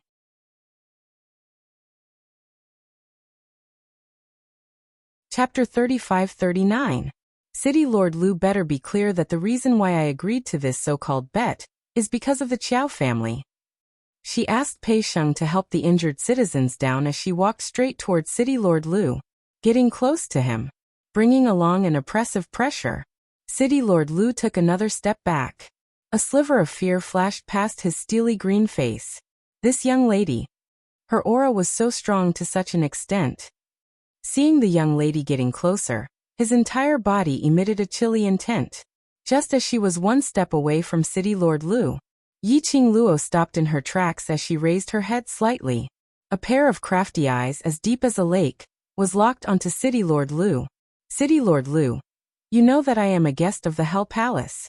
To be able to get to know the Hell Palace means that I am not a normal person. Her lips curled slightly as her voice was chilly. If you force me into a corner, I don't mind bringing the Hell Palace to play around in without embroiling City. Anyway, this so-called bet is just a verbal explanation and there are no actual rules, so I can totally ignore it. Her voice paused slightly. Her long and narrow eyes curved into an arc, looking even more devilish. You know, when the Hell Palace's people go crazy, there's no way to stop them. You can try and see if the Ling Long Palace will lend a helping hand. You. City Lord Lu's face flushed red as he recalled the Hell Palace's senior, who listened to Yiqing Luo's every word. All his anger was suppressed deep in his heart. This young lady was really vengeful. Using what he said, she returned it back to him. Unfortunately, the powerhouse behind her was the Hell Palace, which no one dared to offend. City Lord Lu's face was steely green. What do you want? I give Mysterious Maiden two choices. Yiqing Luo smiled as she raised one finger. First, Mysterious Maiden goes against the rules of the bet, which can be considered as losing the bet between us in advance. She admits defeat and does what she promised me. Make Qiao Yulu kneel down and shout 3 times that she was a waste? This was impossible. City Lord Lu pursed his lips as his face turned steely green. And the second choice? Second. Yiqing Luo raised up a finger once again. Mysterious Maiden will apologize for slandering Pei Sheng and slandering the treasures today, and guarantee that before the auction, she will not commit any more mistakes. This bet, I will be merciful. And continue to bet with her. Let Qiao Yulu apologize? That was impossible. How could Qiao Yulu choose between these two options? He seemed to have seen through City Lord Lu's thoughts. Yiqing Luo kindly reminded. If Mysterious Maiden hasn't given a choice by tomorrow morning, then I shall be merciful and help her make the third choice, which is what I said earlier. Let the seniors from Hell Palace come to Without Embroiling City and enjoy City Lord Lu's hospitality. Yiqing Luo expressed that she was using her power to bully others. While Old Lai was not here, it felt good to use Old Lai's name to intimidate others. As expected, when she said the third option, it was too late. City Lord Lu's eyes were ignited with anger as his steely green face stared at Yiqing Luo in shock. As though he couldn't wait to skin Yiqing Luo alive. Yiqing Luo shrugged her shoulders indifferently. City Lord Lu better go back and discuss with Mysterious Maiden first. Don't show such a scary look, as though I've bullied you. Her slender fingers touched the corner of her lips as she covered her mouth and gave a light laugh. The veil was like a thin wing, which was even nicer to look at with her creamy fingers.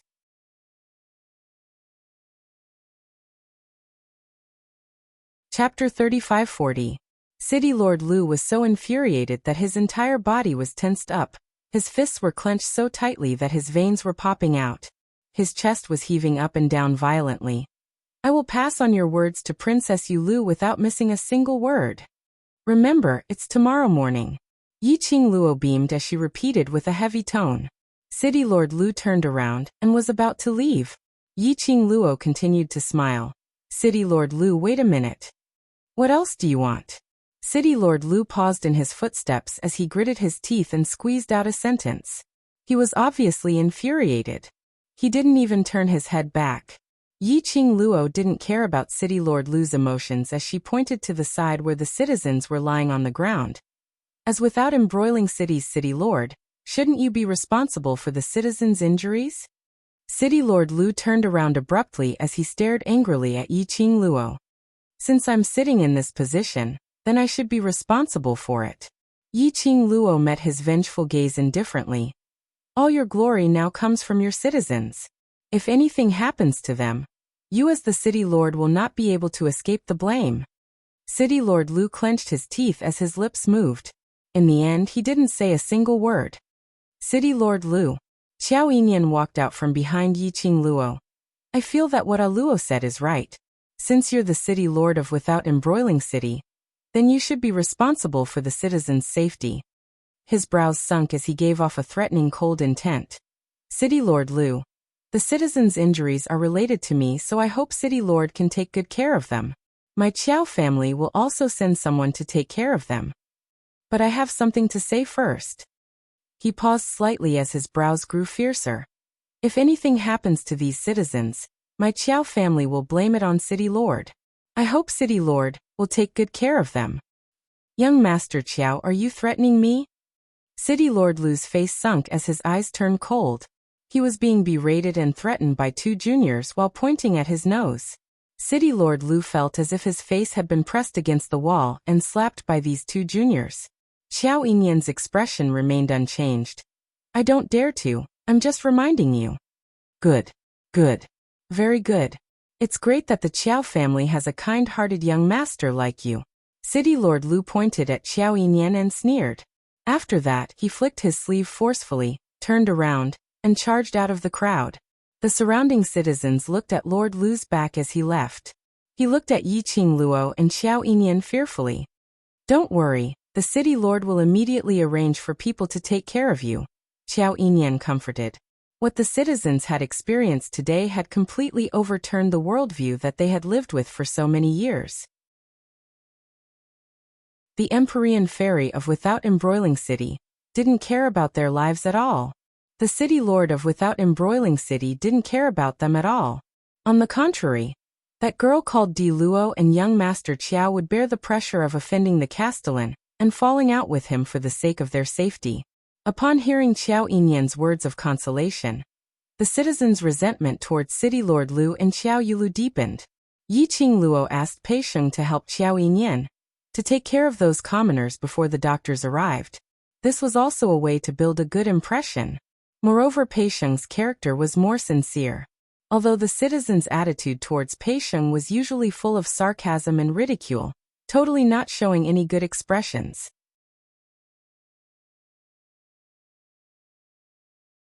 Chapter 35-41. As long as their hearts were made of flesh, their attitude towards Pei Sheng would soften, until the people arranged by the city lord came over to carry the citizens to the clinic. Yiqing Luo then walked back to the treasure house. Xiao Yinyan followed him in. I thought you wouldn't let Princess Yulu off so easily. Everyone could see that. Xiao Yulu was deliberately targeting her. Furthermore, Yiqing Luo could make use of this opportunity to cancel the bet between her and Xiao Yulu. After all, this bet was too unfair to Yiqing Luo. Yiqing Luo glanced sideways and smiled at Xiao Yinyan. Do you think that I will deal with your sister and City Lord Lu? Xiao Yinyan was silent for a moment before he said, from the moment she became Princess Yulu, she was no longer the second miss of the Qiao family. You and family head Qiao don't seem to approve of her becoming Without Embroiling City's Empyrean fairy? Yiqing Luo's brows rose as she was a little puzzled. Isn't Mysterious Maiden's position above the city lord to gain glory for your Qiao family? Isn't that so? The expression on Xiao Yinyan's handsome face changed subtly. His thin lips pursed slightly, and there was another period of silence, as if he was hesitating. After a long time he slowly said, the Empyrean fairy looks beautiful on the surface, but in reality, she's devoid of humanity. Yi Qingluo was stunned. Why do you say that? Xiao Yinyan's lips moved. But in the end he didn't say anything. He just shook his head. I'm a little hungry. Let's go to a restaurant to fill our stomachs. She knew that Xiao Yinyan was intentionally avoiding the topic. Yi Qingluo didn't continue to ask. After all, this was a family matter of the Qiao family. She smiled. I've already prepared some simple dishes in the back hall. Let's go in and eat first. You did it yourself? Xiao Yinyan's black pupils suddenly congealed as he looked deeply at Yi Qingluo. Yi Qingluo nodded. It's been hard on you and Asheng today. A simple meal is to repay your help. Xiao Yinyan's eyes flickered with light. The smile at the corner of his mouth did not disappear for a long time. The two of them entered the treasure-gathering hall one after the other. Yi Qingluo had just served the dishes on the table. Gu Zishi and Old Lai came in with 2 big baskets of herbs. Gu Zishi put down the basket and wiped the sweat off her forehead. What's going on outside? Why are there so many citizens lying on the ground? Just as the words left his mouth, she suddenly stopped wiping her sweat. Could it be that Princess Yulu's side purposely sent people over to defame treasure gathering and accuse it of harming those citizens? Yi Qingluo passed both of them a cup of tea. This matter indeed has something to do with Mysterious Maiden and City Lord Lu, but it's not what you think. Gu Zishi took the teacup and drank it in one gulp. When she tasted the strange taste in the tea, a trace of astonishment flashed across her eyes. You added the powder of the elemental energy pill in the tea? Yes. Yi Qingluo put down the teapot.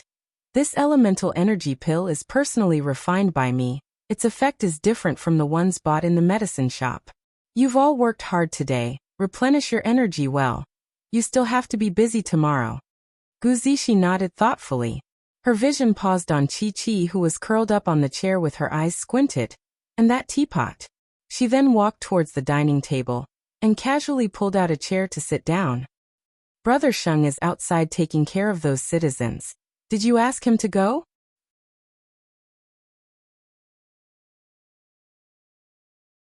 Chapter 3542. Gu Zishi's red lips moved, but eventually she lowered her head and didn't say a word. Yi Qingluo asked Old Lai to sit over, and the 4 of them started to eat.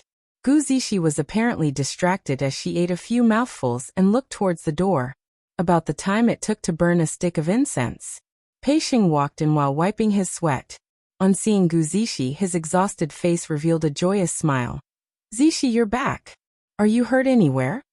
He hurried forward and worriedly held Gu Zishi's hand as he sized her up. Gu Zishi's tensed expression finally relaxed as her brows revealed a smile. She took out a handkerchief from her bosom and wiped the sweat on Pei Xing's forehead. I'm fine, are you tired? Not tired. Pei Xing's eyes were sparkling, and although his face was tired, but one could tell that he was very happy.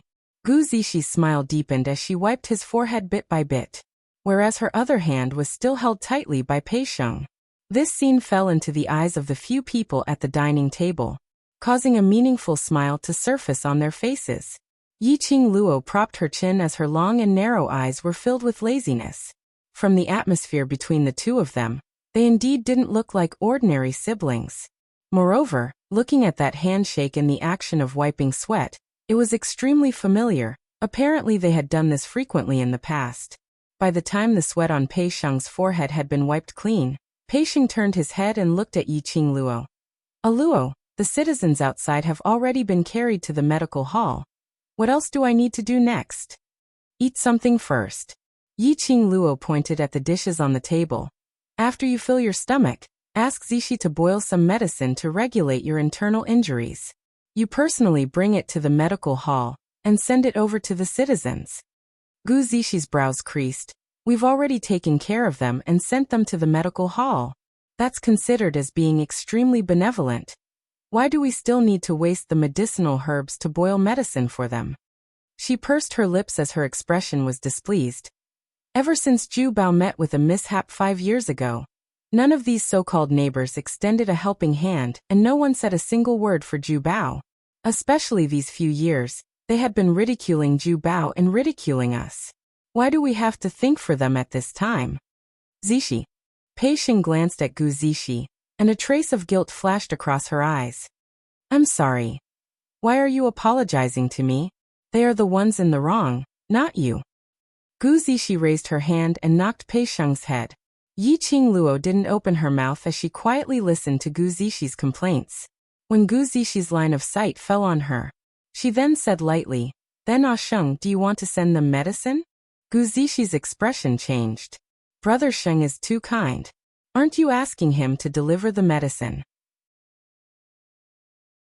Do you know why I asked Sheng to send the medicine himself?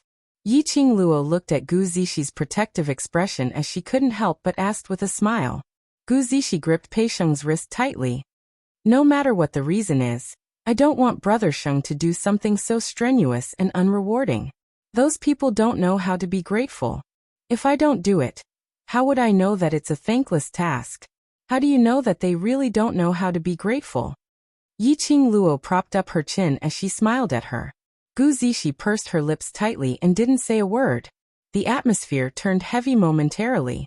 Pei Sheng looked at Yi Qingluo, who was all smiles, and took a look at Gu Zishi, whose face was filled with unhappiness.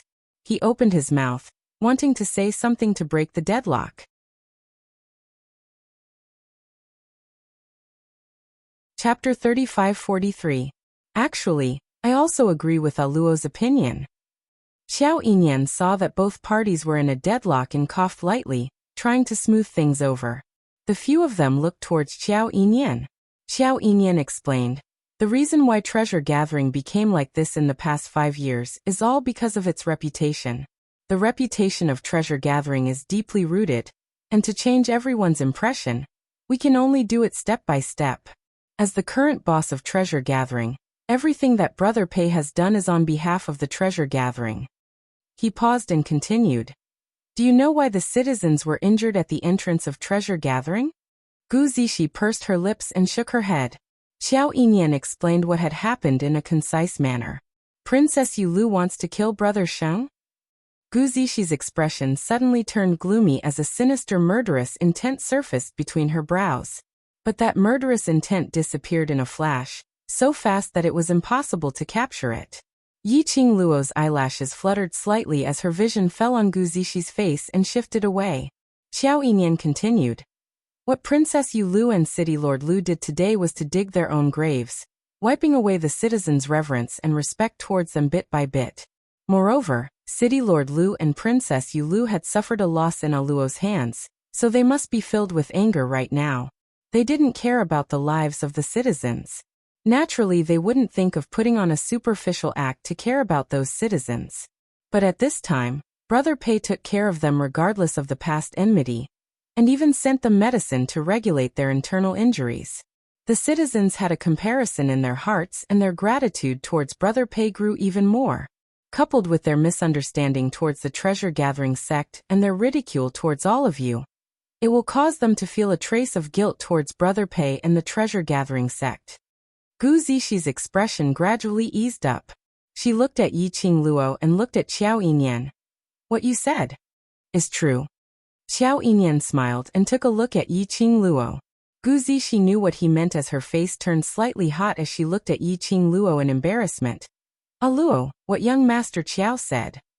Is it true? He still left something out. Yi Qingluo smiled mysteriously. What? Xiao Yinyan raised his head abruptly, his silver hair falling from his face. Yi Qingluo smiled. While you're at it, give Zishi some medicine. Everyone was startled. Gu Zishi thought of the prescription that Yi Qingluo gave her, and her pupils suddenly enlarged. You want to let treasure gathering to make a name for itself in terms of medicinal pills? This is just the beginning. Yi Qingluo nodded and then shook her head. We must change the reputation of gathering treasures before we have the capital to start from other areas. Gu Zishi blushed, her eyes full of guilt and embarrassment. Luo, I'm sorry. It's all right, I know that you care too much about Sheng. Yi Qingluo smiled as she shook her head. Anyone could see Gu Zishi's feelings for Pei Sheng. Naturally, he couldn't bear to see Pei Sheng suffer any grievances. That was why he was so against Yi Qingluo's suggestion. Of course Yi Qingluo wouldn't get angry at Gu Zishi because of this. The disturbance caused by the Empyrean Ferry and City Lord Lu has actually given us an excellent opportunity to turn things around. So, let's seize the time and make a good impression on them.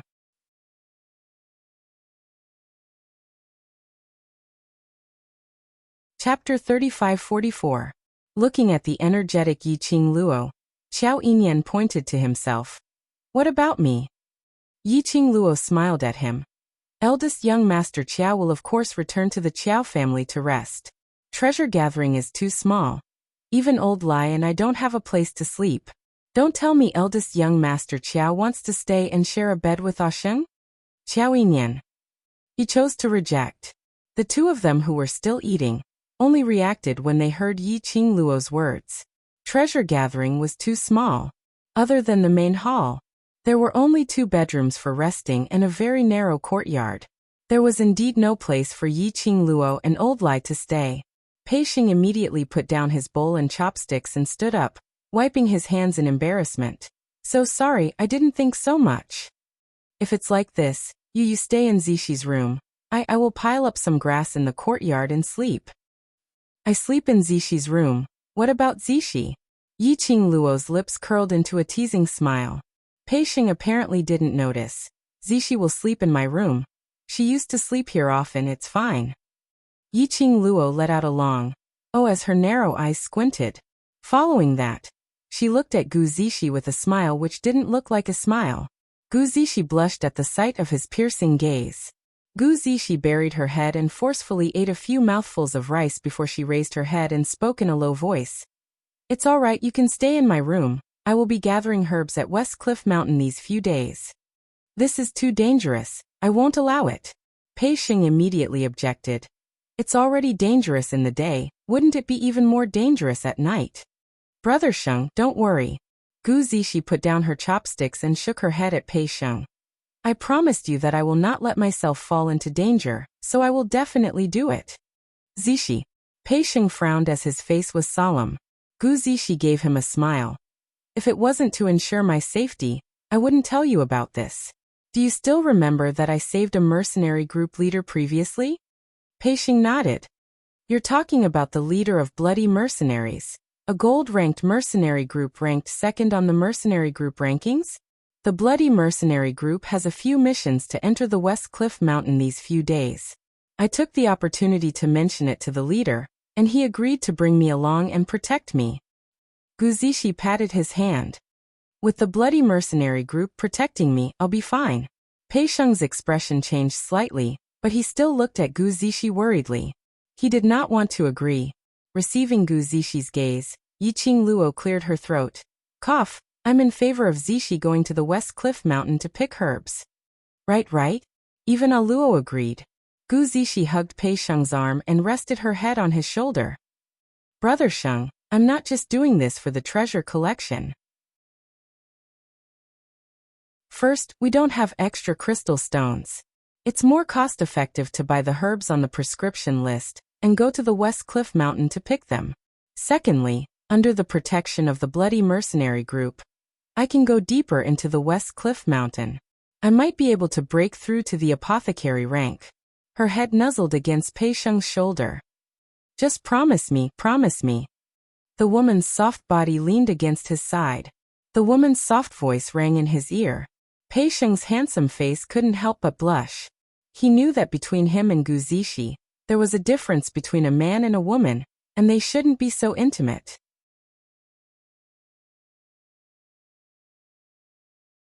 Chapter 35-45. In his eyes, the lady's pretty and exquisite face kept enlarging. Pei Xing's heart seemed to have been pierced by something. His brain lost all consciousness in an instant. All right.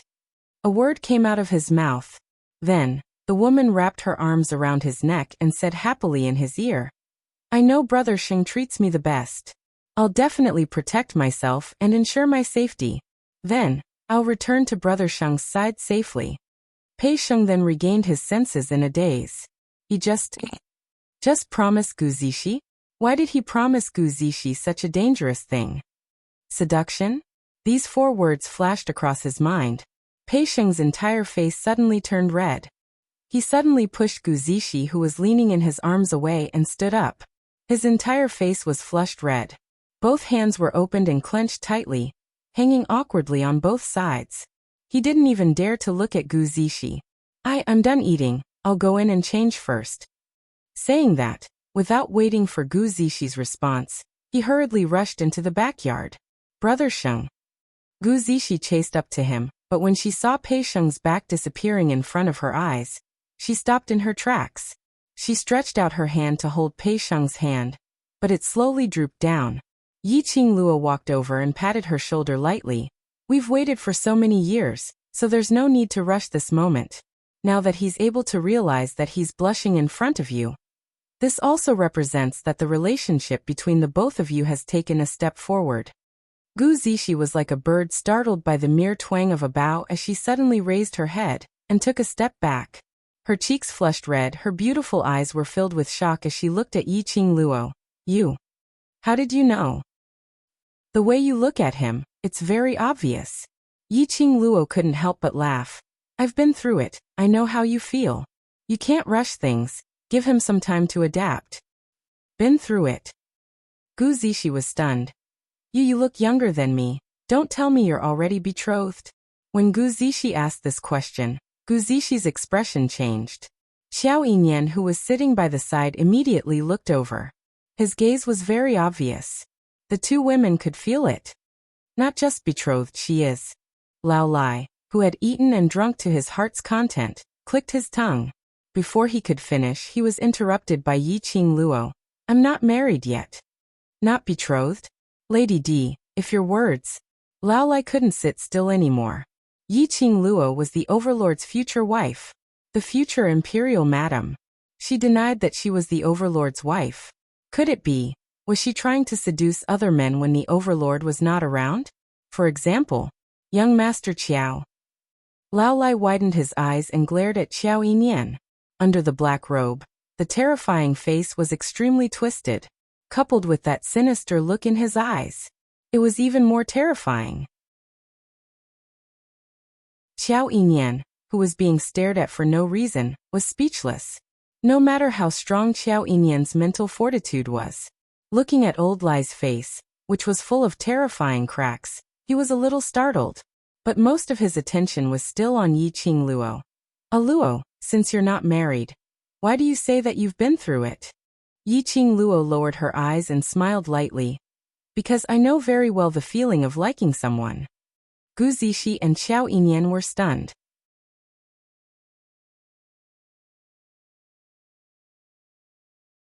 Chapter 35-46. When the young lady talked about liking someone, the lines on her face became extremely gentle. All the thorns on her body and that innate aura faded away. All the expressions had turned into tenderness. Her half-lidded eyes were filled with intoxicating tenderness. Everyone could see that. How deep and sincere was the young lady's love for the person she was talking about. That person is. Gu Zishi widened her eyes in surprise and looked at Yi Qingluo curiously. He is my fiancé. Yi Qingluo smiled gently. Fiancé. Gu Zishi blushed. She was curious and surprised at the same time. Then she took a look at Xiao Yinyan. Luo had a fiancé. What about young Master Qiao? But when Gu Zishi saw Xiao Yinyan, she didn't see any disappointment or shock on his face. Instead, he was very calm. Could it be that young Master Qiao's feelings for Luo was not what she thought? Gu Zishi suppressed the doubts in her heart and asked Yi Qingluo curiously. Where is your fiancé? Why isn't he by your side? We were temporarily separated due to some accidents. He is looking for me and I am also looking for him. Yi Qingluo raised her hand and rubbed Gu Zishi's head. Look at me and then look at yourself. You can at least stay by Ah Sheng's side. Even if I want to see him now. I can't. Gu Zishi hugged her head. You are not as old as me. Are you trying to take advantage of me by rubbing my head? In terms of relationships, I have more experience than you.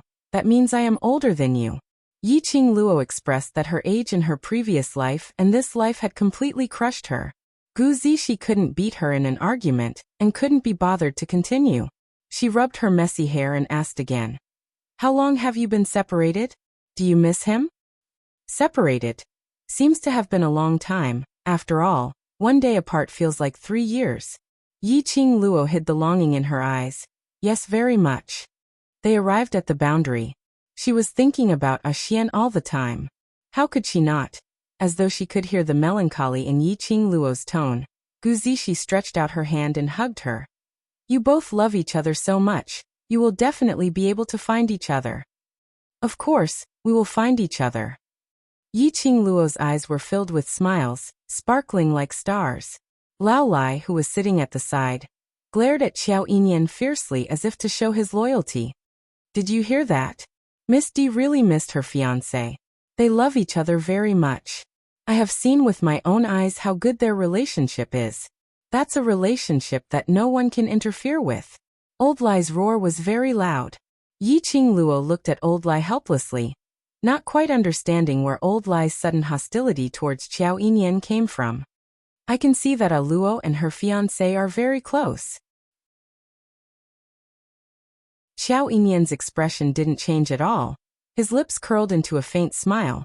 If Luo wants to find her fiancé, this auction is a very good opportunity. He smiled and said, the auction is held once a year in Without Embroiling City. All the major forces from the other 2 main cities will come to participate. At that time, the Treasures Gathering Exchange House will add your name to the auction list.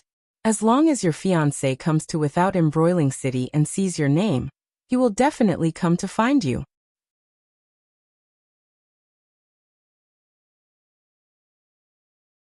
Chapter 35-47. Looking at the both of them trying to find a solution to their relationship problems.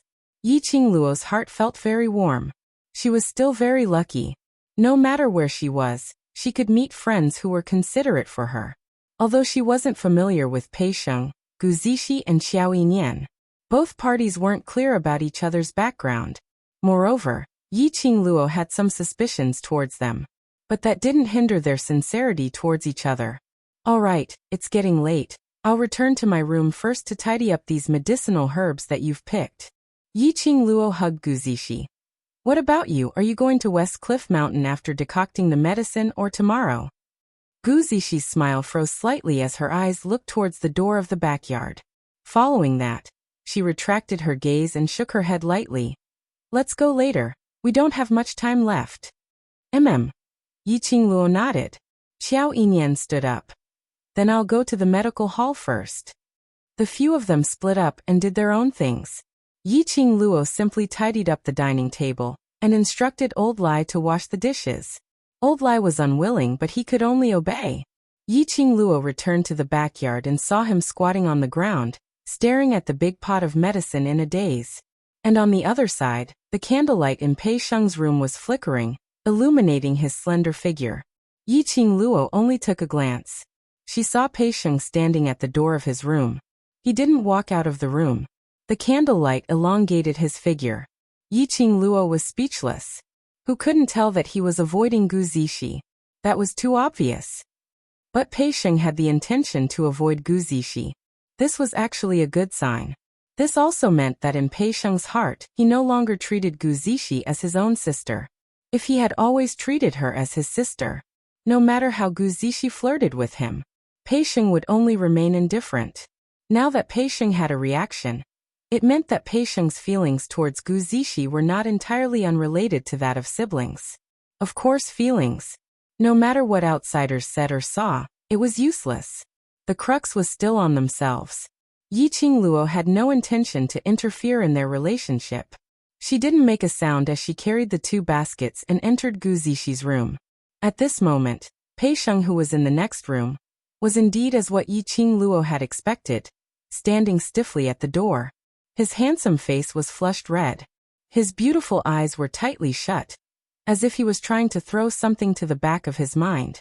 But no matter how hard he tried to brainwash himself to calm down, the woman's delicate and pretty face was still magnified in his mind. Even the girls playfully raised the corners of their lips, raised their eyebrows, and looked back. They were all played back with great clarity. Especially the woman's soft and delicate body. which brought about a faint medicinal fragrance that calmed him down. His heart was beating rapidly. Pei Sheng raised his hand and pressed hard on his chest. Beauty misleads people. How could he use these words to describe his little sister? Zixi was his little sister. She was his little sister, whom he took care of as family. His little sister trusted him so much and treated him as her only family. He actually did this to her. There was a different feeling. He was not fit to be her brother. He was so shameless. He didn't even have the right to look at Zixi. This atmosphere lasted for a long time. It was until Gu Zixi finished brewing the medicine to treat her internal injury and left the treasure gathering, turning back every few steps.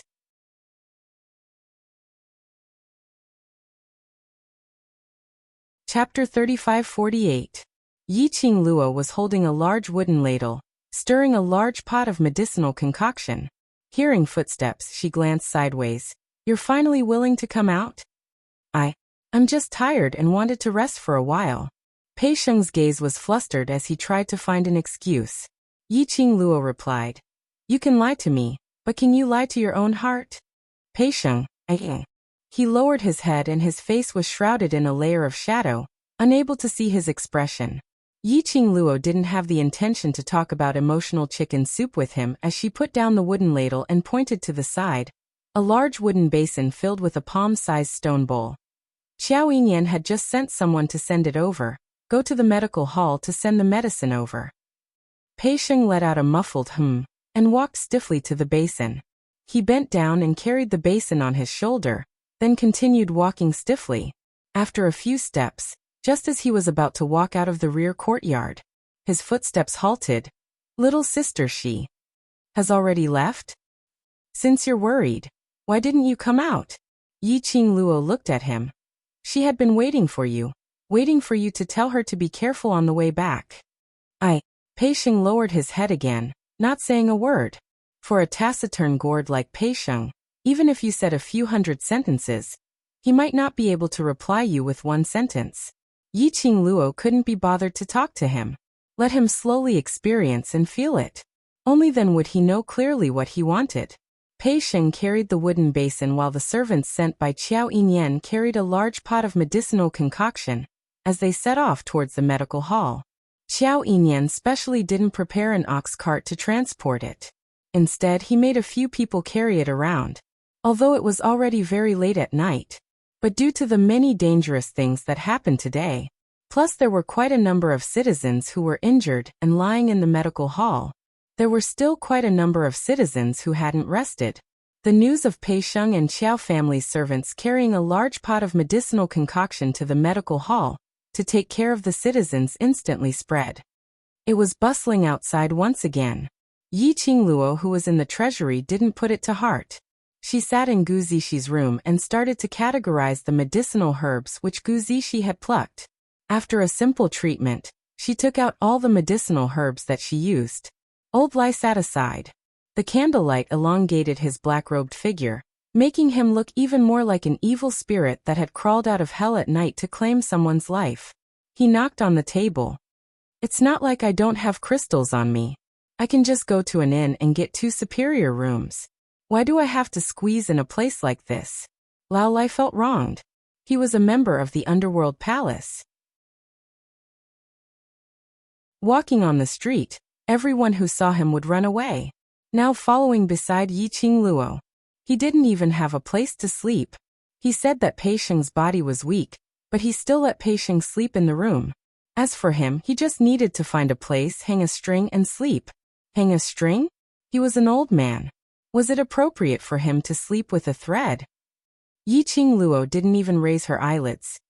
Xiao Yulu and the Lu family's side are afraid of the underworld palace's power. With you here, they wouldn't dare to do anything to the treasure gathering secretly. If we go to the inn, the same thing that happened 5 years ago might happen to treasure gathering. History will repeat itself. But this time, Zhu Bao wouldn't have another 5 years to do so.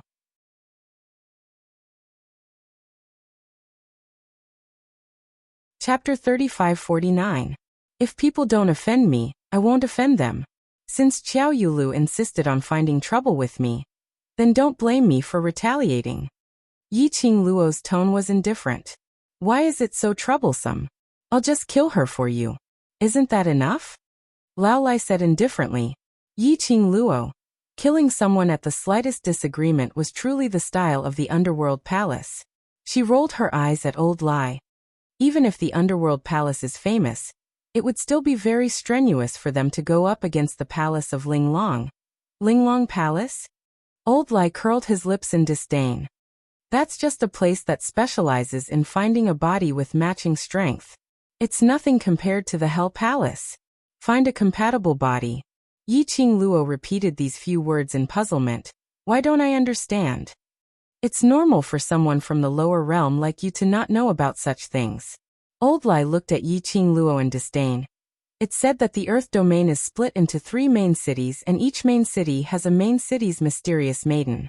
To put it bluntly, those so-called 3 great mysterious fairies of the Earth realm are just puppets.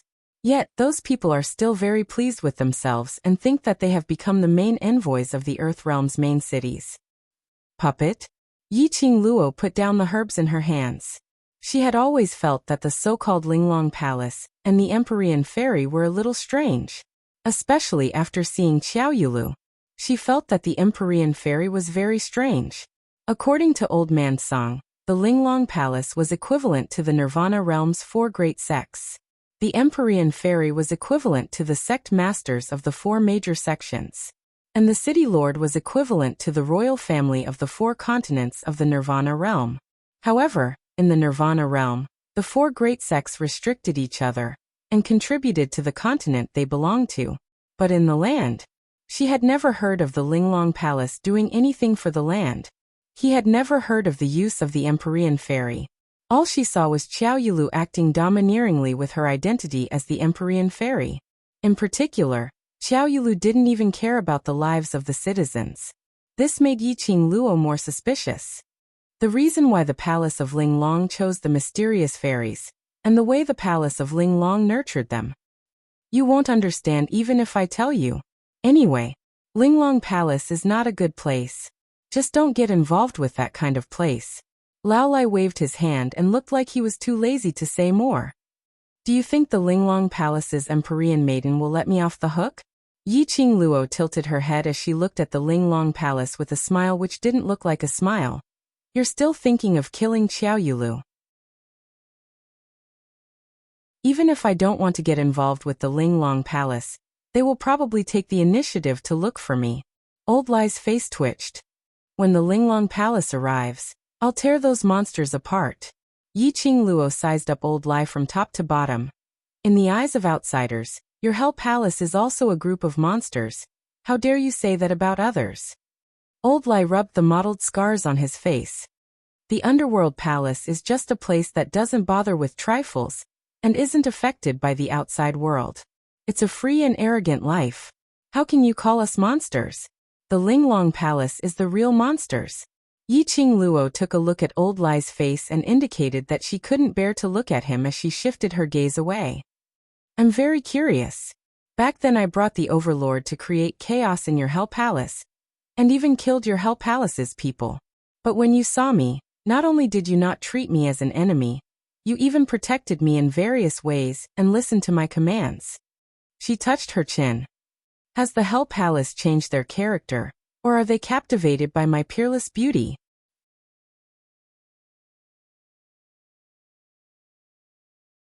Chapter 3550. Then what's the reason? Yi Qingluo was curious, or could it be? Because you know about my relationship with Xian, so in order to get into his good books, you made use of me and Xian to build a relationship. That's why you treat me so well? Old Lai rolled his eyes. Does Hell Palace look like a place that would build a relationship with other powerhouses? I admit that the Overlord is indeed very strong and his status is respectable, but Hell Palace had always been an independent powerhouse, so we absolutely would not cater to anyone just to please someone. Look, this tone was filled with pride.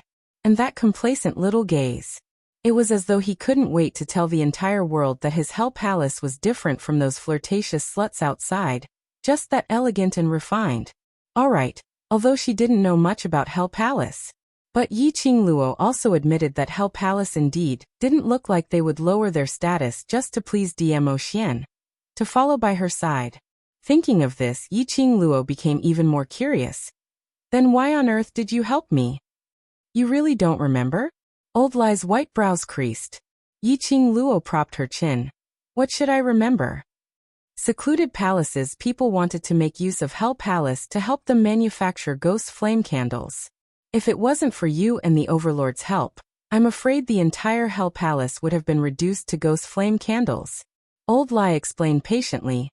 Back then Hell Palace said that Hell Palace owed you a favor, so as long as you come to the Earth Realm, no matter what you need, Hell Palace will do their best to help you. Yi Qingluo suddenly saw the light as her mouth opened wide.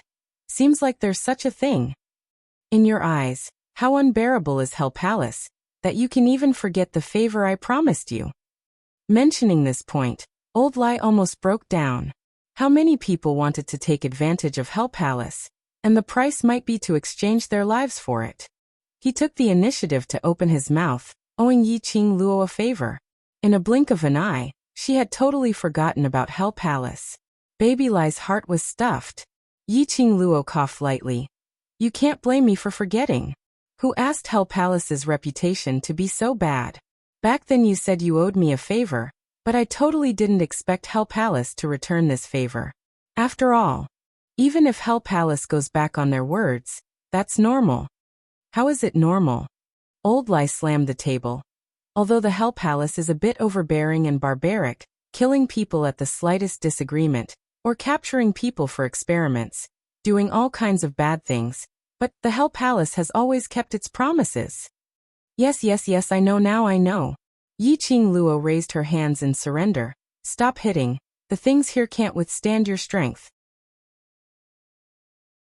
However, when this palm strike landed, apart from the loud banging of the table was still stable and did not seem to shake at all. Lao Lai's slap on the table just now was not small. An ordinary table would more or less be affected by this palm. Yi Qingluo seemed to have thought of something as she raised her hand and slowly touched the tea set on the table. Curling his fingers, he knocked on the table. As expected, this table looked rather old on the surface, but it was a table made of top-grade wood. Only aristocratic families or wealthy merchants could afford to use this kind of wood.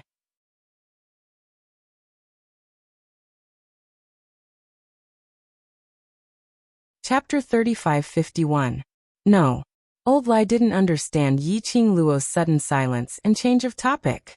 He answered Yi Qingluo's question directly and couldn't help but complain. You asked me to follow that lass to the West Cliff Mountain, saying it was to protect her safety. Then you asked me to find an excuse to leave midway, but in fact I was secretly observing her. What was that for? Are you suspecting that there's something wrong with that lass? Not really suspecting. Yi Qingluo shook her head.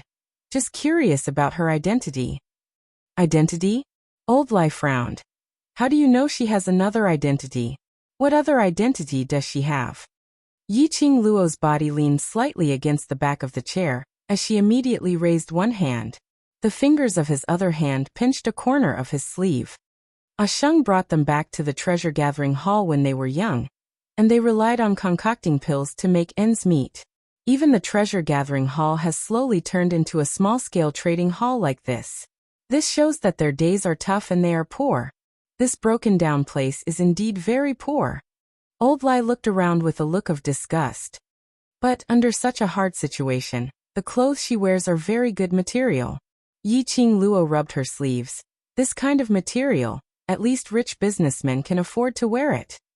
Not only her clothes, the material is excellent, there's also Ah Sheng.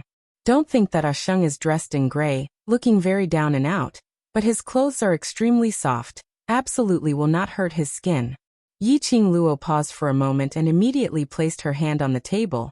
And the decorations here, although it looks simple and unremarkable, but in actual fact, no matter if it's the table or the chairs, they are all made from top-quality wood. Old Lai couldn't understand these things at all. How can you be so sure that this is related to that lass? Perhaps it's Pei Sheng that brat's doing. Ah Sheng is not that smart. Yi Qingluo denied directly without thinking. If it's him, the treasure-gathering exchange wouldn't become like this. To Pei Sheng, the treasure-gathering exchange hall was everything to him. If he was really not as simple as he looked on the surface, he would have long reorganized the treasure-gathering exchange hall, and not to the extent that the signboard was taken down. Pei Sheng, who was inexplicably accused of not being smart. Achoo. Was someone talking about him? Then tell me, why do you think it's that girl? Lao Lai was curious. He somehow felt that everything seemed to be under Yiqing Luo's control. It seemed like Yiqing Luo knew everything. TSK. No wonder the Overlord had taken a liking to her.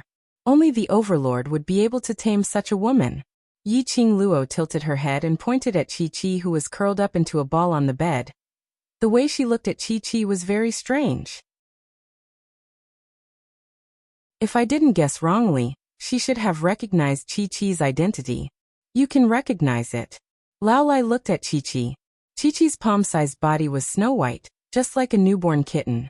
It was adorable and cute, and it was a world of difference from the white tiger sacred beast, one of the 4 legendary sacred beasts. So, I suspect her identity. Yiqing Luo nodded. Although I don't feel any malicious intent from her, but, after all, I don't know her background, and I don't know the purpose of her concealing her identity, so I feel a little uneasy.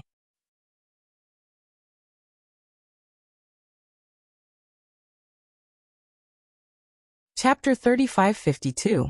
Half an hour? Yiqing Luo looked at him seriously. Under your eyes, how could she disappear for half an hour? Old Lai's face turned red. That half an hour when she disappeared, the medicine basket was still there. A young lady needs some private time. How can an old man like me follow her? Because the medicine basket was there. Old Lai thought that Gu Zishi was looking for a secluded place to solve her squatting problem. Private time doesn't need half an hour. Yiqing Luo squinted her eyes. She's such a young lady, to be able to live in peace in a place like West Cliff Mountain. She must have some secret there. She touched her chin. Can you help me investigate the relationship between the blood mercenary group and her? Old Lai. He was from the Hell Palace. Now he had fallen to the stage of running errands for a young lass? Another stalker. Another investigator. What did she treat the Hell Palace as?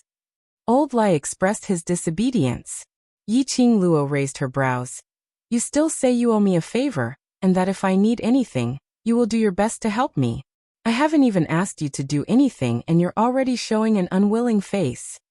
She paused for a moment, clicked her tongue and shook her head in disappointment. Indeed, you can't believe the Hell Palace's words. Old Lai's face turned steely green as he squeezed out 2 words. I go. He really shouldn't have told this little demoness the reason why he would help her. At least, this little demoness wouldn't order him around without any ill feelings. Old Lai expressed that if he knew that he would meet this demoness today, he would never come to Without Embroiling City. Looking at Old Lai's twisted face, that hideous scar on his face was squirming horribly. Yiqing Luo squinted her eyes as her pink lips curled into a big smile, nodding in satisfaction. Good boy. Old Lai's features became even more twisted. Young lady, aren't you afraid that I will go crazy and kill you? Oh. Yiqing Luo lowered her head and continued to work on the herbs. Then are you afraid that Xian will go crazy and destroy the Hell Palace? Bullying young lady. Old Lai gritted his teeth. Yiqing Luo replied. And bullying others is also a kind of ability. At least I have a backer who is willing to rely on me. Old Lai flicked his sleeves and left. Looking at Old Lai's disappearing figure, Yiqing Luo couldn't help but laugh. Old Lai's character was somewhat similar to teacher Guiyu. It was easier to deal with such a straightforward person. She smiled and hung her head. Time was running out. He had to hurry up and refine the item that he was going to use to turn the situation around tomorrow. In the medicine basket, there was still a large pile of messy herbs waiting for her to sort them out. Yiqing Luo took a deep breath and threw herself into the medicinal herbs. About an hour later, Yiqing Luo had finally tidied up the medicinal herbs in the 2 medicine baskets, and those medicinal herbs which were to be used were distributed to the side according to the proportion. What made Yiqing Luo astonished was that the quality of these medicinal herbs were not bad at all. Yiqing Luo indicated that West Cliff Mountain had successfully attracted her attention. Once everything was over, she would definitely go to the West Cliff Mountain and sweep it clean. The herbs stored in the profound phoenix ring needed to be refurbished. Yiqing Luo packed all the medicinal herbs which she was going to use later into a medicinal basket and carried it directly to the bed. The lady's soft bed was instantly occupied by a large pile of medicinal herbs. Yiqing Luo sat at the head of the bed, and with a jolt of her consciousness, these medicinal herbs were all brought into the azure dew bracelet. Old Man Song was suspended in mid-air, swinging his legs. You're tuning in to the Echoes of the Heart YouTube channel. Don't forget to subscribe and join us on this journey to catch the most captivating stories.